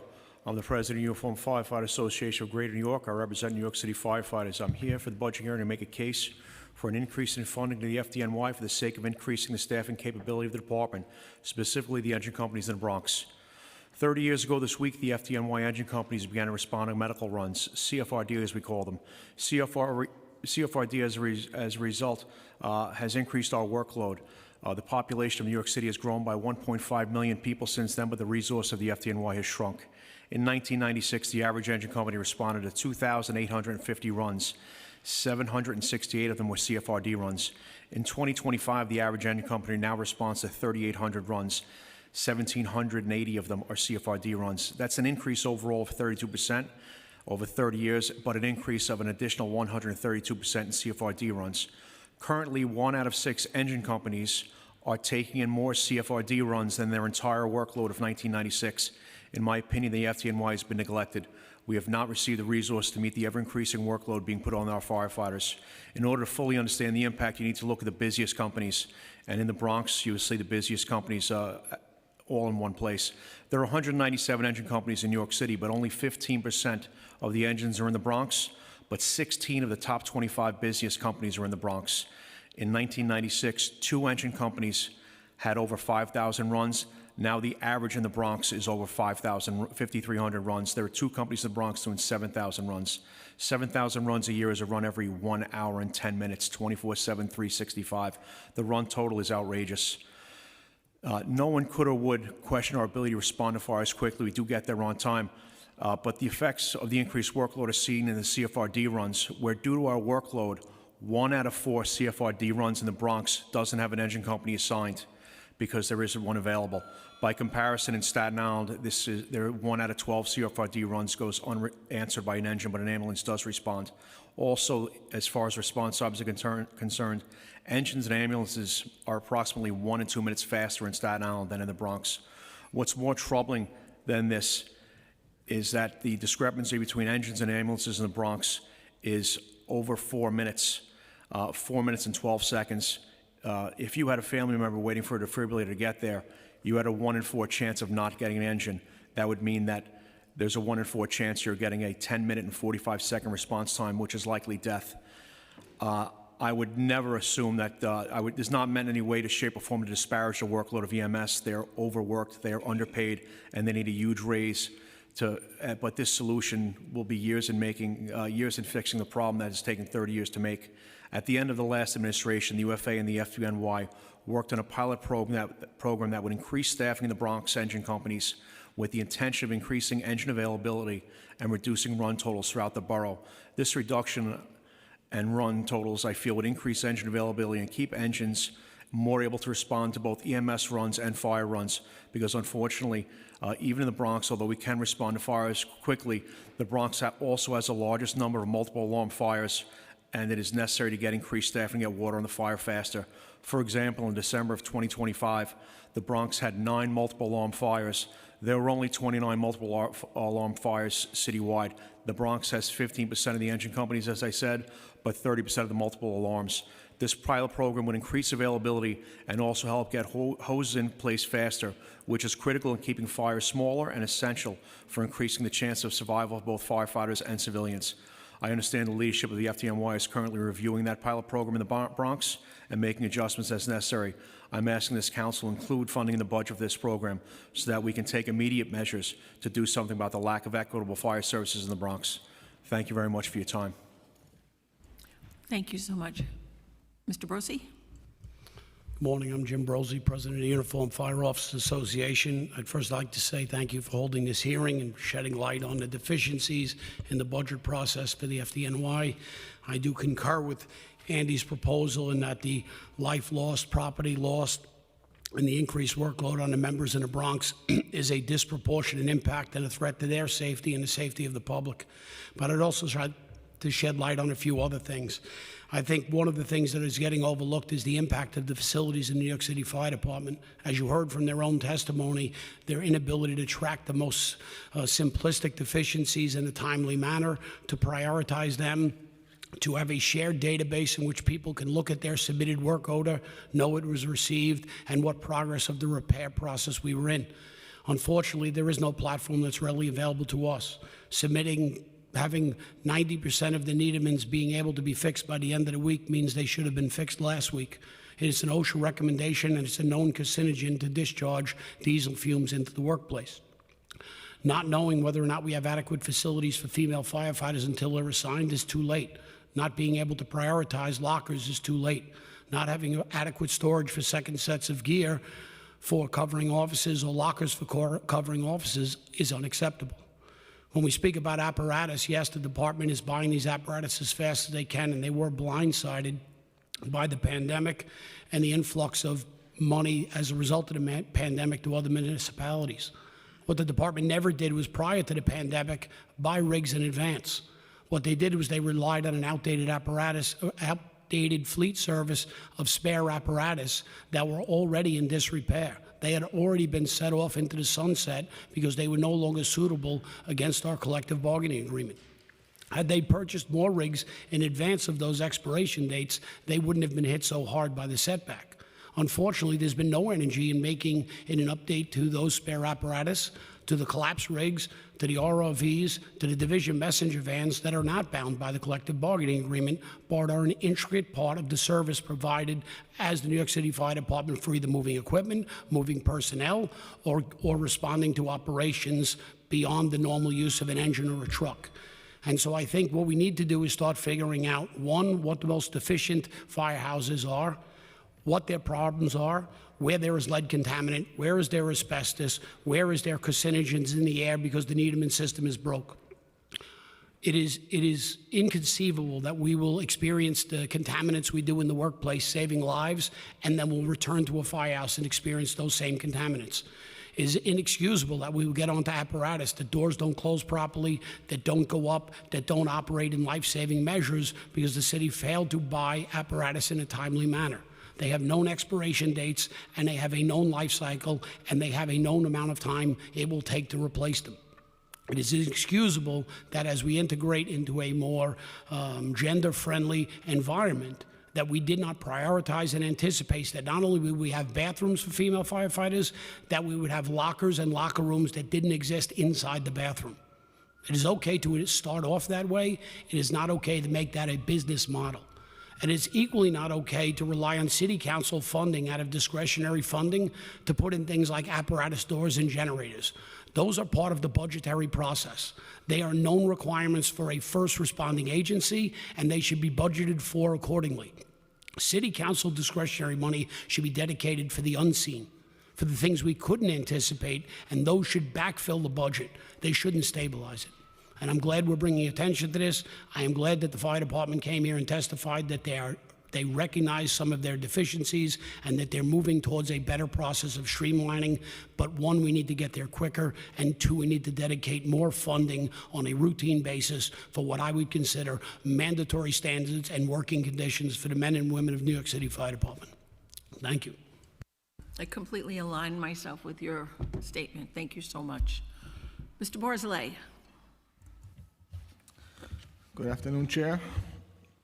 My name is Oren Barzilay. I am the president of FDNY EMS Local 2507, Uniform EMTs, Paramedics, and Fire Inspectors of the FDNY. I joined New York City EMS in '95.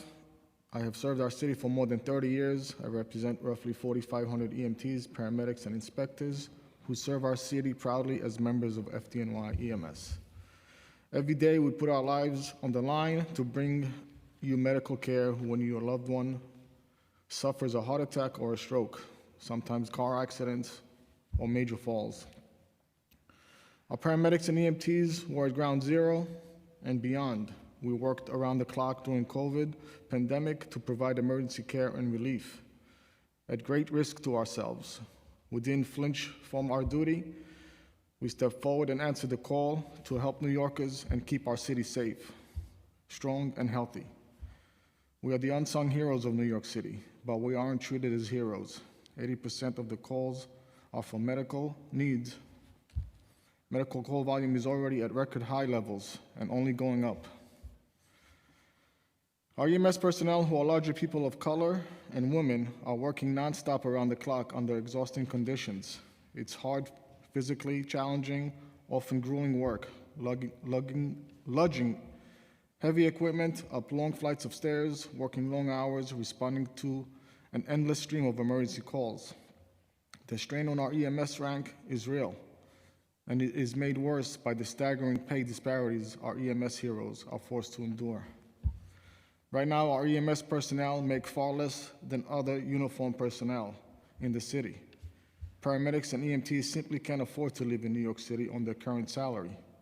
McDonald's, Walmart employees make more in some cases.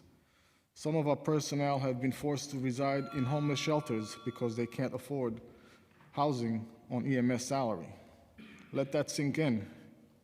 EMS paramedics and EMTs working for the FDNY, saving lives in New York City, the greatest city in the world, living in homeless shelters.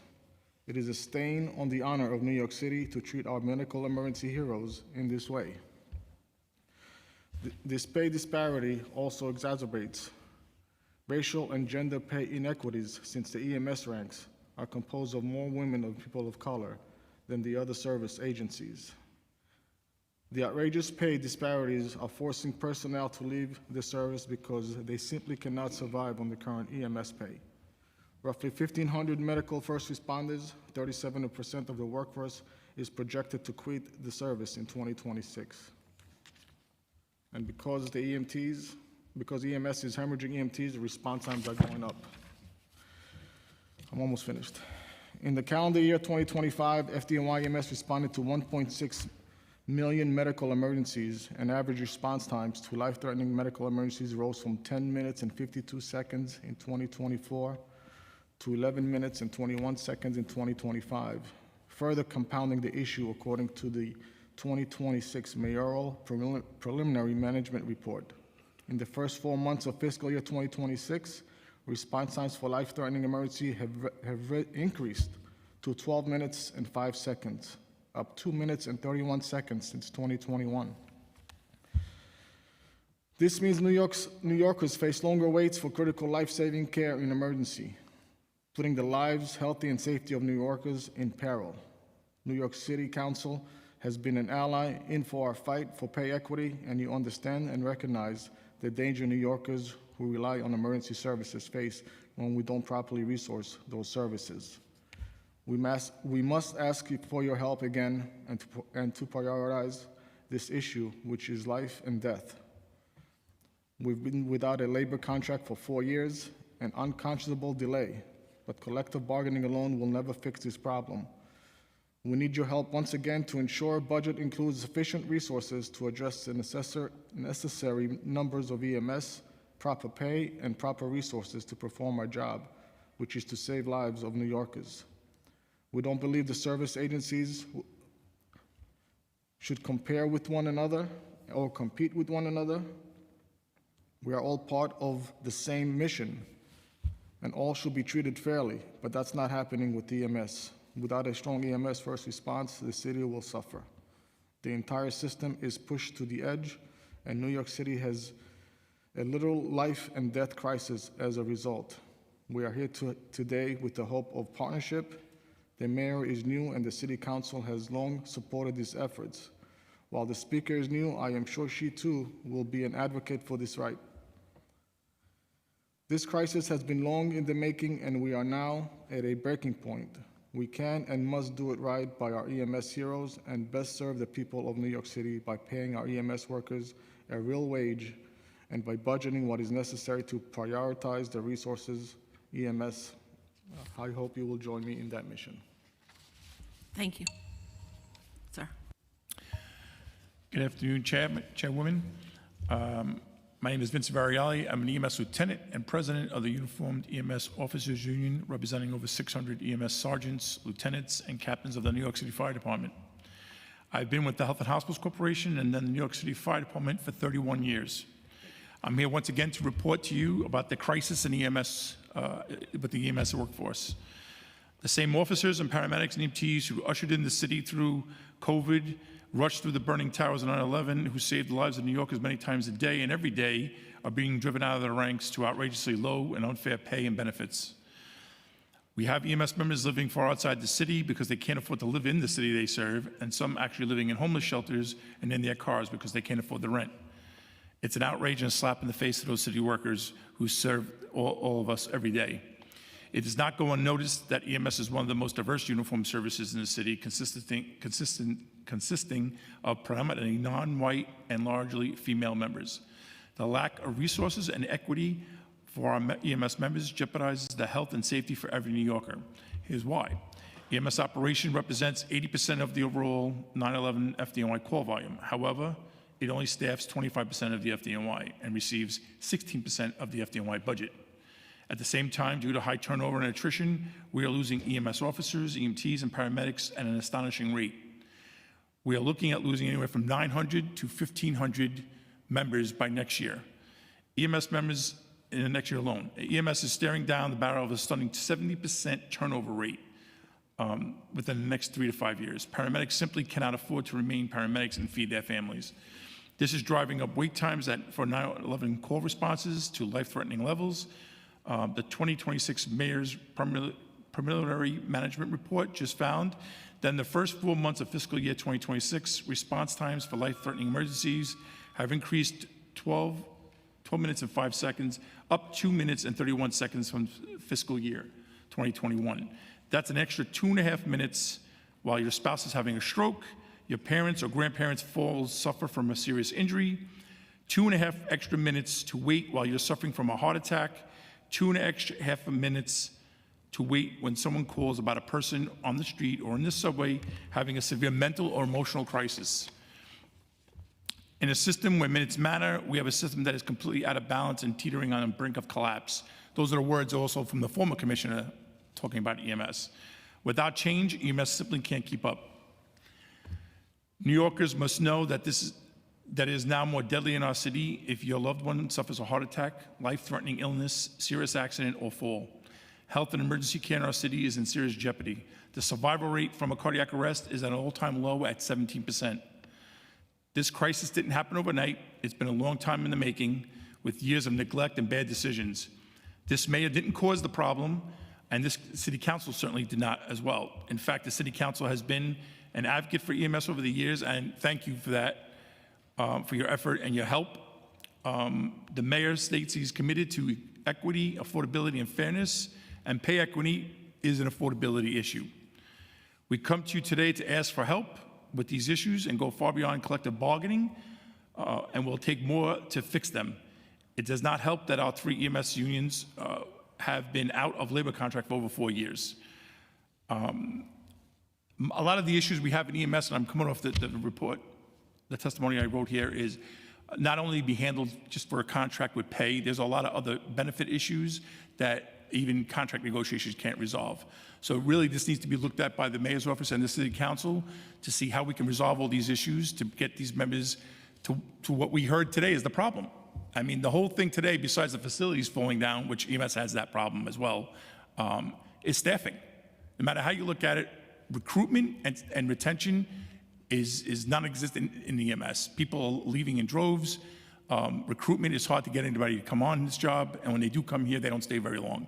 They're gone. And we're like the best teaching city in the world. They come here, they move on to another EMS profession, which they respect them because they came from New York City, they think they're great, or they move on to a totally different profession altogether. It's not even an EMS issue anymore at this point. It's an operational issue where the people of New York are dying. They're the ones that are suffering. EMS people that don't want to be bothered with the low pay and the inferior benefits, they're leaving. So the people that are getting hurt by this are the people of New York City, and we really need to fix it, and we appreciate your help and your hearings and everything you can do for it. Thank you. Thank you. Ms. Shefflin.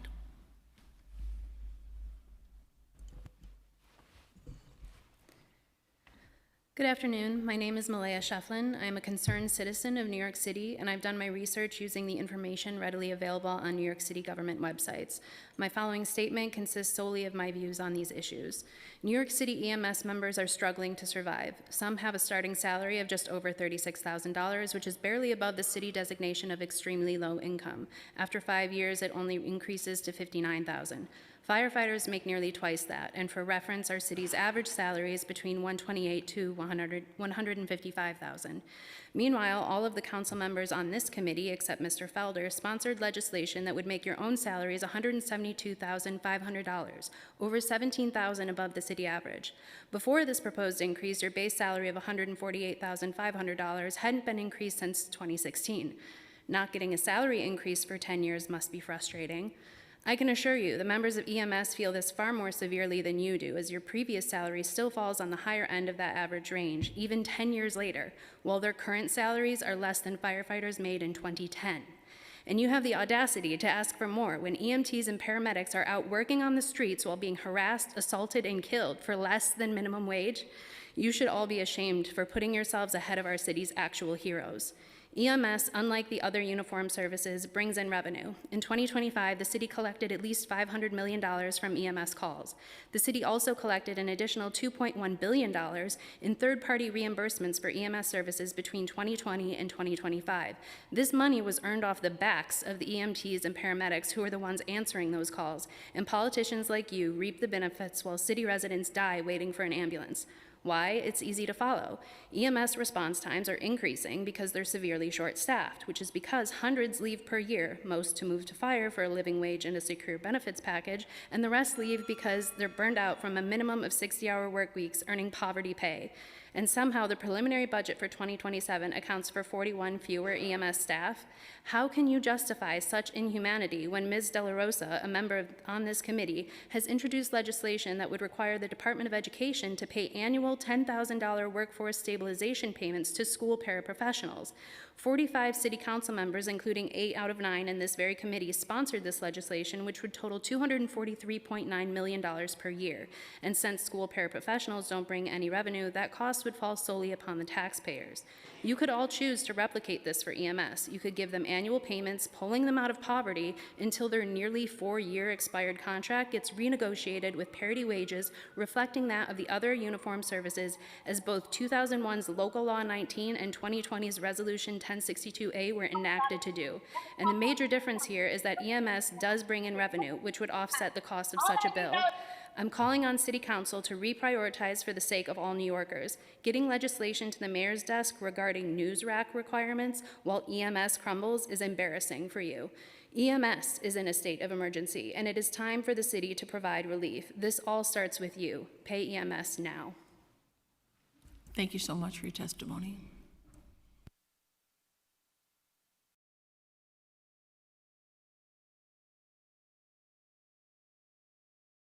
This panel is dismissed. We have Suzanne DeQ, Andrew Farina, William June,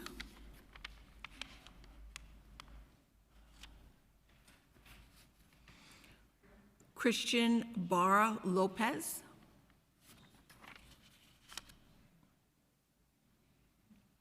and I think we have one more chair. We have, right? We have enough. For Michelle Floratin.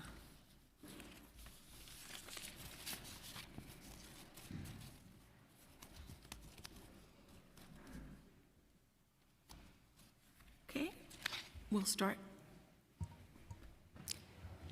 Good afternoon. My name is Suzanne Duque. I'm an FDNY EMS BHERD lieutenant.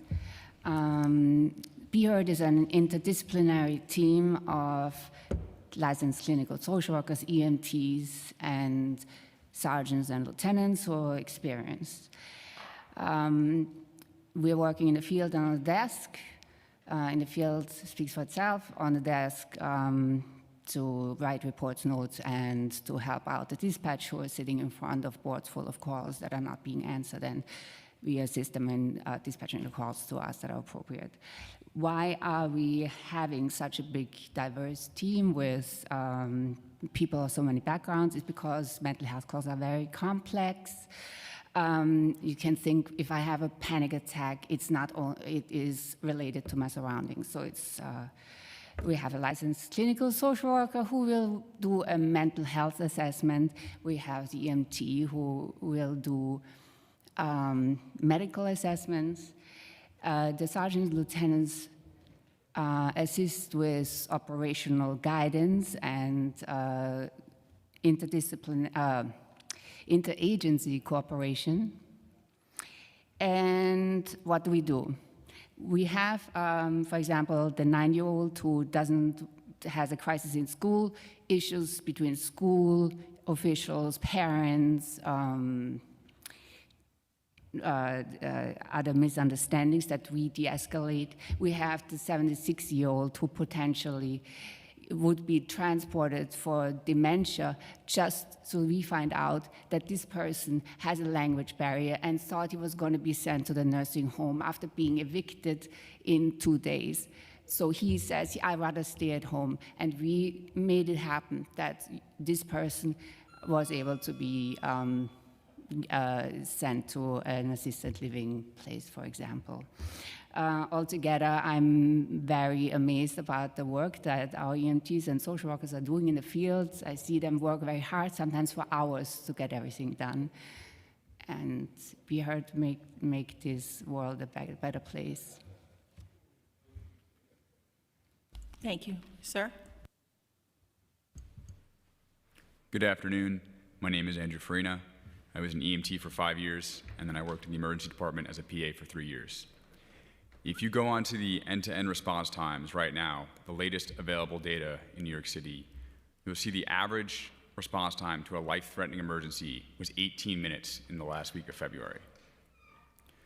When we were kids in school, they gave us coffee stirrers, the really thin one. Maybe you have some up there with the coffee.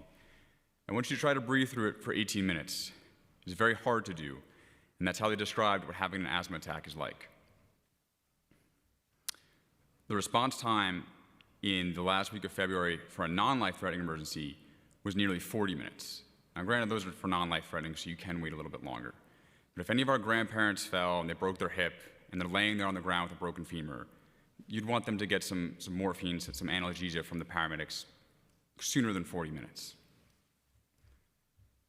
The response time, which amazingly when the FDNY came up, said that they didn't want to harp on that metric. But if you're having a heart attack, we know heart attacks, strokes, sepsis, trauma, the time to blood transfusion, the time to having percutaneous coronary intervention, a stent in your heart, right? The time to getting TPA. These are the things that save lives. Not to diminish the work of EMTs and paramedics. That's obviously important, but the response time is a crucial metric, and I do want to pay attention to it. The union president was right. Why would you risk your life coming to work in a blizzard when you can make more money shoveling snow? No disrespect to anyone who did shovel snow. Thank you for cleaning our city. But 450 EMTs about called out that day, and I get it. Staffing is a crisis. We heard about this again through the FDNY. No disrespect to any of those positions that are making more than EMTs, but we all want them to make more. We talked about parity pay, and they deserve it. We need parity pay. The last thing I want to say is that it's a $2.6 billion budget. Only about $418 million of that was allocated to EMS in prior years. But EMS generates revenue, and they generated a similar number to the person before, about $400 million. So EMS almost pays for itself, and almost none of the budget is going to EMTs and paramedics. So I don't know where the money needs to come from, and I'm very happy that everyone keeps giving their support, and we love to hear that. But we need the actual money now. We need more than just statements of yes, pay parity, from everyone said. We need to have a hearing to discuss, different solutions to improve the response time. It doesn't matter whether you send fire trucks, cops, it doesn't matter what you do. If there's no one to show up, if you're not paying enough, no one's gonna show up on that ambulance. Thank you very much. I just want to say I completely agree with you. And that's why we changed the entire way we hold this hearing. I've been the chair of Fire and Emergency Management since 2022. I was elected in 2021. We've been calling out this very same issues, and yet it falls upon deaf ears. So we decided then to change to visuals, and that's why we bring the visuals with us. So this way they can't say that it's not happening. And you're right. Why are we paying a snow shoveler, seasonal snow shoveler, $45 per hour, and we're paying our EMTs much less? Why do we have legislation for $30 an hour for a minimum wage when our EMTs are making much less? Why are we worried about increasing the salary for deliveristas but not our EMTs? It's unfathomable why we would do that. Even looking at our own pay. I didn't sign on to that bill to make the commission because there are so many other people that deserve it, like our paras, like our EMTs, people who work for this city for below low income what's considered low income. And it's unfair. They're taking care of our children, taking care of our elderly, taking care of us when we're sick. And as a person who has asthma, I know what it's like to breathe through that little straw. So I agree with you, but you're right. It's time we stop talking about it. This is the 5th year that I'll be the chair of this committee. And we're going to do everything possible to make sure that we stop talking about it and it gets done. So thank you so much. Sir. Good afternoon, Chair and members of the Council. My name is Christian Bear Lopez. I'm 24 years old. I'm from Hollis, Queens. I'm a graduate of St. Francis Prep. I attended St. John's University on a merit-based scholarship. Since graduating high school, I've spent over 10,000 hours working in EMS across New York City while going through college. I'm a paramedic, and I've worked with private, hospital, and fire-based systems with agencies such as Senior Care, Northwell, Jamaica Hospital, and Inwood Fire Department in Nassau County. So I've seen the system from inside. Let me start with something simple. In FDNY EMS today, the starting wage to transport sick and injured patients is around $18 an hour. Meanwhile, legislation guarantees food delivery workers about $23 an hour starting pay. Everyone deserves fair wages, but when someone can make more delivering food rather than delivering a patient, we shouldn't be surprised that EMS has staffing shortages. 70%, this number has been raised in this meeting today, 70% of FDNY EMS leaves within 3 years. People want to help their communities, but many can't afford to stay. When EMS providers leave, ambulance coverage drops. And when coverage drops, response times grow. During COVID, ambulances, again, reached life-threatening emergencies in about 9.5 minutes. Today, it's over 12. That's more than 2 extra minutes before help arrives. Also, there are more FDNY paramedics working on fire trucks today rather than working in FDNY ambulances themselves. That's because becoming a firefighter is treated as a promotion and not a lateral career path. And remember, EMS is the only emergency service that generates reimbursement revenue through medical billing. And in many ways, it helps pay for itself, unlike police or fire.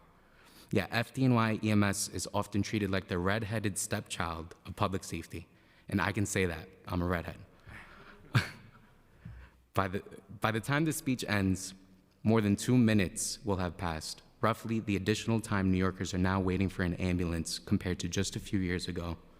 Across roughly 5,000 EMS calls every day in this city, those extra minutes can add up to over 10,000 minutes of delayed care. In medicine, 2 minutes without oxygen to the brain can mean the difference between walking out of the hospital or living the rest of your life with permanent brain injury or death. For the greatest city in the world, that's a gap we should be working to close. Thank you, and with that, I yield my time. Thank you so very much. Ma'am? Hi, thank you so much for having this hearing and for giving me some time to speak. I won't be speaking about this very important issue right now. My name is Michelle Florentine. I'm an environmental justice attorney at the New York Lawyers for the Public Interest, and I'm here to just urge the committee to continue to make sure that the fire department has the funding it needs to continue ensuring battery storage is safely installed and inspected across the city. NILPI is part of the Peak Coalition, which I know you may be familiar with. We're a campaign to replace New York City's most expensive, dirty peaker plants with clean, renewable energy and battery storage. And peakers emit high levels of harmful pollution and impose costs that fall hardest on the communities of color living closest to these facilities. And replacing peakers is not only an environmental necessity, but a public health imperative for these communities and an essential step towards lowering rising household energy bills. BESS is a vital component of any plan in the city right now to shut down these peaker plants and address these issues. At NILPI, we work directly with residents and environmental justice communities who want community-scale BESS because they understand what's at stake. Community-scale BESS will help deliver bill savings, improved health outcomes, and more reliable electrical grids. And for example, in places like the South Bronx, a community long overburdened by polluting infrastructure, high asthma rates, blackouts and brownouts, and ever-rising utility bills. Residents are calling for these projects to shut down peakers, improve their health outcomes, strengthen the grid reliability, and lower their bills. As you know, the city has the strongest codes regulating BESS to make sure that they're safe. They're very comprehensive. FDNY has comprehensive guidance, safety standards, and review processes that make New York City the leader in battery storage safety. We thank the committee for supporting the FDNY and carrying out their work. It's just as these projects become more frequent and come down the pipeline, FDNY is going to need additional hiring to keep up their pace of work. So we just want to make sure that FDNY gets the money that they request for that staffing. Thank you. Good afternoon. My name is William Jum. I'm a disability justice attorney at New York Lawyers for the Public Interest. Thank you for this opportunity to testify today. I just want to talk about the Be Heard and the city's mental health crisis response. So first, New York City, is in a mental health crisis. Nearly 1 in 4 of all adults experience mental health disorder. The number goes up for high school students. Nearly 40% of public high school students reported feeling sad or hopeless. What is most striking is that close to 10% of them have attempted suicide. So we know New York is in trouble. Second, we're failing our response to mental health crisis. In the past 10 years alone, more than 23 individuals were killed by police while experiencing mental health crisis. And most of them were people of color. Police are simply not trained to handle mental health crisis. We talk about EMTs today. When someone's having a heart attack, we send EMTs, not police officers, to the scene because they're the ones who are trained to do the job. So why is it that when we have a mental health crisis, we send out police officers instead of professionals who are trained to do the work? So mental health is a health issue, so we need a health response to this health crisis. Unfortunately, the city's current programs, such as the Be Heard program, do not meet this goal. Despite the city's claims, Be Heard is not a true non-police model. In fiscal year 2025, for example, close to 80% of all mental health calls in the Be Heard pilot areas were not answered by Be Heard. This means thousands of New Yorkers in crisis encounter police response instead of care and support they needed. What we need is to implement non-police response teams as first responders to mental health crisis calls. We need peers with lived mental health experiences and EMTs to respond to these mental health crisis calls. We therefore urge the council to support a truly non-police, peer-led system in response to mental health crisis calls. Thank you very much. Thank you so much, and thank you for coming out and waiting such a long time and sharing your testimony with us. It is completely compelling, and we heard each and every one of you. Thank you.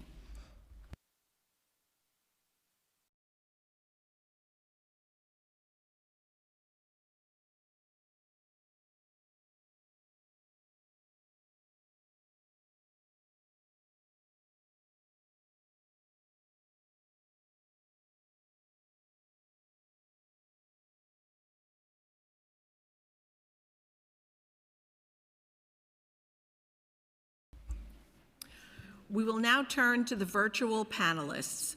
For virtual panelists, once your name is called, a member of our staff will unmute you and the Sergeant-at-Arms will set the timer and give you the go-ahead to begin. Please wait for the Sergeant to announce that you may begin before delivering your testimony. I will now call on our first virtual panelist, the Bronx Borough President, Vanessa Gibson. Good afternoon. Hello, Madam Chair. It's good to see you and the members of the City Council. Thank you so much, Chair Ariola. Appreciate you. Thank you for your leadership, and to all the members of the City Council, my friends and former colleagues, the Committee on Fire and Emergency Management. I thank you all for your incredible leadership on behalf of the Bronx and the City of New York, analyzing the proposed budget for FY27 for both the FDNY and New York City Emergency Management. As you all know, these are two critical agencies that my borough works with hand in hand. We show up at scenes of building collapses and fires and explosions, and these men and women of FDNY, firefighters, and NYSEM do tremendous work to protect New Yorkers during emergencies, collapses, and so many other occurrences that we often find ourselves dealing with. I truly understand that our constituents and New Yorkers rely on all of us to ensure that each agency is operating at the highest level of efficiency as well as capacity. So I am joined virtually testifying this afternoon to particularly advocate for the restoration of the 5th firefighter to fire engines across our city. But of course, I needed to start in the borough of the Bronx, because since the 1980s, our city has moved between 4 and 5 firefighters for every engine company that responds to a fire. And we know that over the years, that number has changed. And most recently in 2023, then Mayor Eric Adams removed that 5th firefighter for the 20 engine companies that had them, only to restore them the following year when the budget crisis was relieved and improved. So I continually understand the important work of both agencies, and I truly join you and other members of the council in advocating for sufficient staffing levels, making sure that the city continues to commit to bringing that 5th firefighter to our engine companies across the city. But I know we have to start somewhere, and I'm respectfully recognizing that the Bronx has faced a number of fires. And Chair, I want to acknowledge your leadership in standing with us years ago when we suffered a horrific fire, a 5-alarm, on January 9th, 2022, at Twin Parks Northwest, when we lost 17 neighbors of the Gambian community. After we fought relentlessly to save lives, the FDNY and NYSEM and DOB and HPD, we worked collaboratively, interagency coordination, and we had press conferences with Councilmember Oswald Feliz and Councilmember Fiorina Sanchez, and you stood with us then, and I know you stand with us now in understanding the urgency of this matter of a 5th firefighter.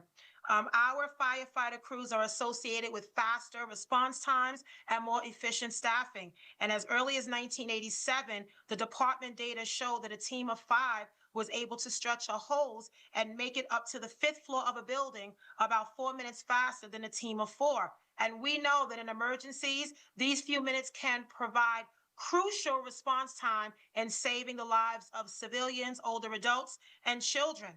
When fires occur, FDNY protocols often necessitate sending 3 to 4 firefighter engines in response. And we know that adding this 5th will make it even more better. And unfortunately, across the city, it's the Bronx. We face the highest burden when it comes to response rates and fires, increasing demand. And so we know that we're asking for what is necessary for New Yorkers and certainly what's necessary for the Bronx.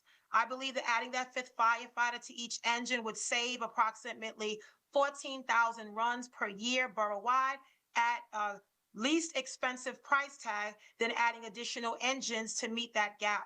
So as part of the FY27 budget, I am asking the City Council to take the step of restoring a 5th firefighter crews to all of our engines, starting in the Bronx, and helping to protect the lives of our residents and families, as well as our firefighters, the men and women of the department. Thank you. Thank you, Madam Chair, to the members of the committee, to the City Council, to my Bronx delegation, to my co-chairs, Amanda Farias and Justin Sanchez. I want to thank Councilmember Sanchez for his op-ed recently, and Councilmember Farias for her leadership, and really to the men and women of the Uniformed Firefighters Association, UFA, UFOA, all of our union officials. Thank you for not only making this an important priority, but ensuring that the Bronx Borough President is here to add my voice to all of you. And I truly know that working together during this budget crisis that we're in now, we will make sure that services are increased and not decreased, and do everything we can to work with our mayor and the Mamdani administration, as well as the Hochul administration in Albany as well. Thank you, Madam Chair. I appreciate your leadership. You are excellent. Keep fighting for the FDNY. Keep fighting for New York City Emergency Management and our Commissioner, Christina Farrell, who's a dear friend. I see these leaders all the time. They call me 2 a.m., 2 p.m., We show up because that's what we have to do to protect the livelihood of our communities and our constituents. So I thank you for the opportunity to testify virtually. Sorry I could not join you in person, but my heart and spirit is always there at City Hall, and I thank you again for the opportunity. And I look forward to working with you, Madam Chair, and your team and your leadership on this budget process for FY27. Gracias. Thank you so much, Borough President, and thank you so much for always being on the ground, always being first to respond, always being first out on an issue. And I'm so proud to work collaboratively with you since I became a council member. You're right.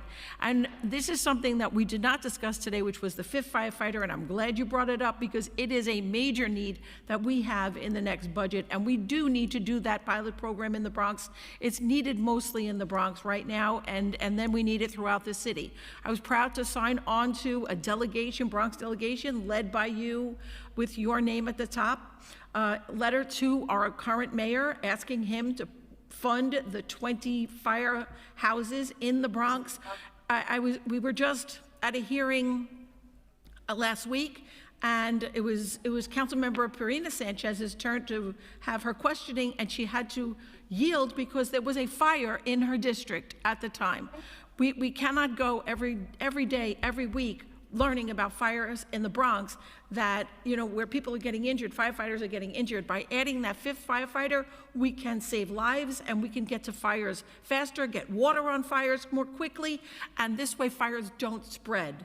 It makes sense, but we're gonna make sure it happens. We've been talking about it a long time, but this time we're gonna get it done because we are working collaboratively, and that's what's important. Thank you so much for your advocacy.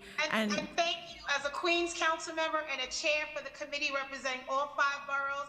I have love for Queens County. You also have a fair share of your fires as well. Yes. Across the city. So I know, again, this is a shared responsibility. It's a shared agenda and priority because no matter what borough you live in, what zip code, everyone should be safe, and in the event of a fire, we need sufficient staff, and we also need to protect our firefighters as well. So I'm so glad you agree, and I thank you, and let's keep working together. And you said it right. We got to start somewhere. So let's start in the Bronx. Thank you so much for coming on. Thank you. Thanks again. Thanks, Madam Chair. Okay, our next virtual panelist is David Bezprofsny. You may begin. Good afternoon, Chair Ariola and members of the committee. My name is David Bezprofsny, and I'm a New Yorker, a 911 EMT for the last 8 years, and an incoming medical student. I'm here today because the structure of how New York funds emergency medical services is increasingly unsustainable for both patients and providers. The numbers are clear. In the FDNY's fiscal year of 2026, the budget was about $2.6 billion. Yet the entire EMS Bureau receives roughly $418 million, about 1/6 of the department's funding. So we have a system where 1/6 of the budget is responsible for about 3/4 of the work, because at the same time, 75 to 80% of all FDNY calls are medical emergencies. And despite the imbalance, EMS operations generated about $400 million in ambulance transport revenue in the fiscal year of 2025, nearly equal to the Bureau's operating budget. Recently, we've heard, concerns even in this hearing from some in fire suppression and firefighters that firefighters are being sent to more medical runs. But the reason for this is not complicated. There are fewer ambulances available. The city cannot retain EMS professionals when wages remain dramatically lower to comparable uniform services. And as a result, hundreds of EMTs and paramedics simply leave the EMS Bureau every year. And many of them, are also promoted into fire suppression simply because of a livable wage. This creates a cycle. There's fewer EMS crews, fewer ambulances on the street, longer response times, and more medical calls falling onto firefighters. Meanwhile, New Yorkers are seeing the consequences. The city handles about 1.6 million EMS calls every year, which is roughly about 5,500 calls per day. Average end-to-end response times are now 18 minutes for medical emergencies, and for non-life-threatening calls, it can be a wait of over 45 minutes. So stabilizing the system will not just require an enormous investment. Estimates suggest bringing EMS pay roughly in line with firefighter salary scales would cost around only $166 million per year, which is barely a dent in the overall budget. Your time has expired. Continue asking EMS to handle the majority All right, of if you're emergencies wrapping while up, funding. that's fine. No problem. If we want faster response times, better patient outcomes, and a workforce that stays in this profession, the city must finally align EMS funding with the reality of the work. Thank you for your time. Thank you for taking the time to testify.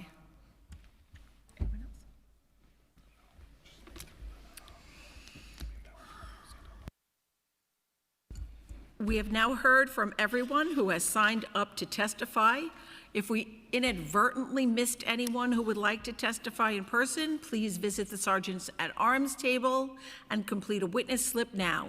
If we inadvertently missed anyone who would like to testify virtually, please use the raise hand function in Zoom, and a member of our staff will call on you in the order of the hands raised. Seeing no one else, I would like to note again that written testimony, which will be reviewed in full by committee staff, may be submitted to the record up to 72 hours after the close of this hearing by emailing it to testimony@council.nyc.gov. I would also once again like to thank Tanveer Singh, our senior financial analyst, Jack Story, our assistant director, Isha Wright, our deputy director, Will Hungash, senior analyst, Josh Kingsley, our chief counsel, and of course, the formidable Phyllis Incerillo, my chief of staff. At this point, I will now end the hearing. Thank you so much.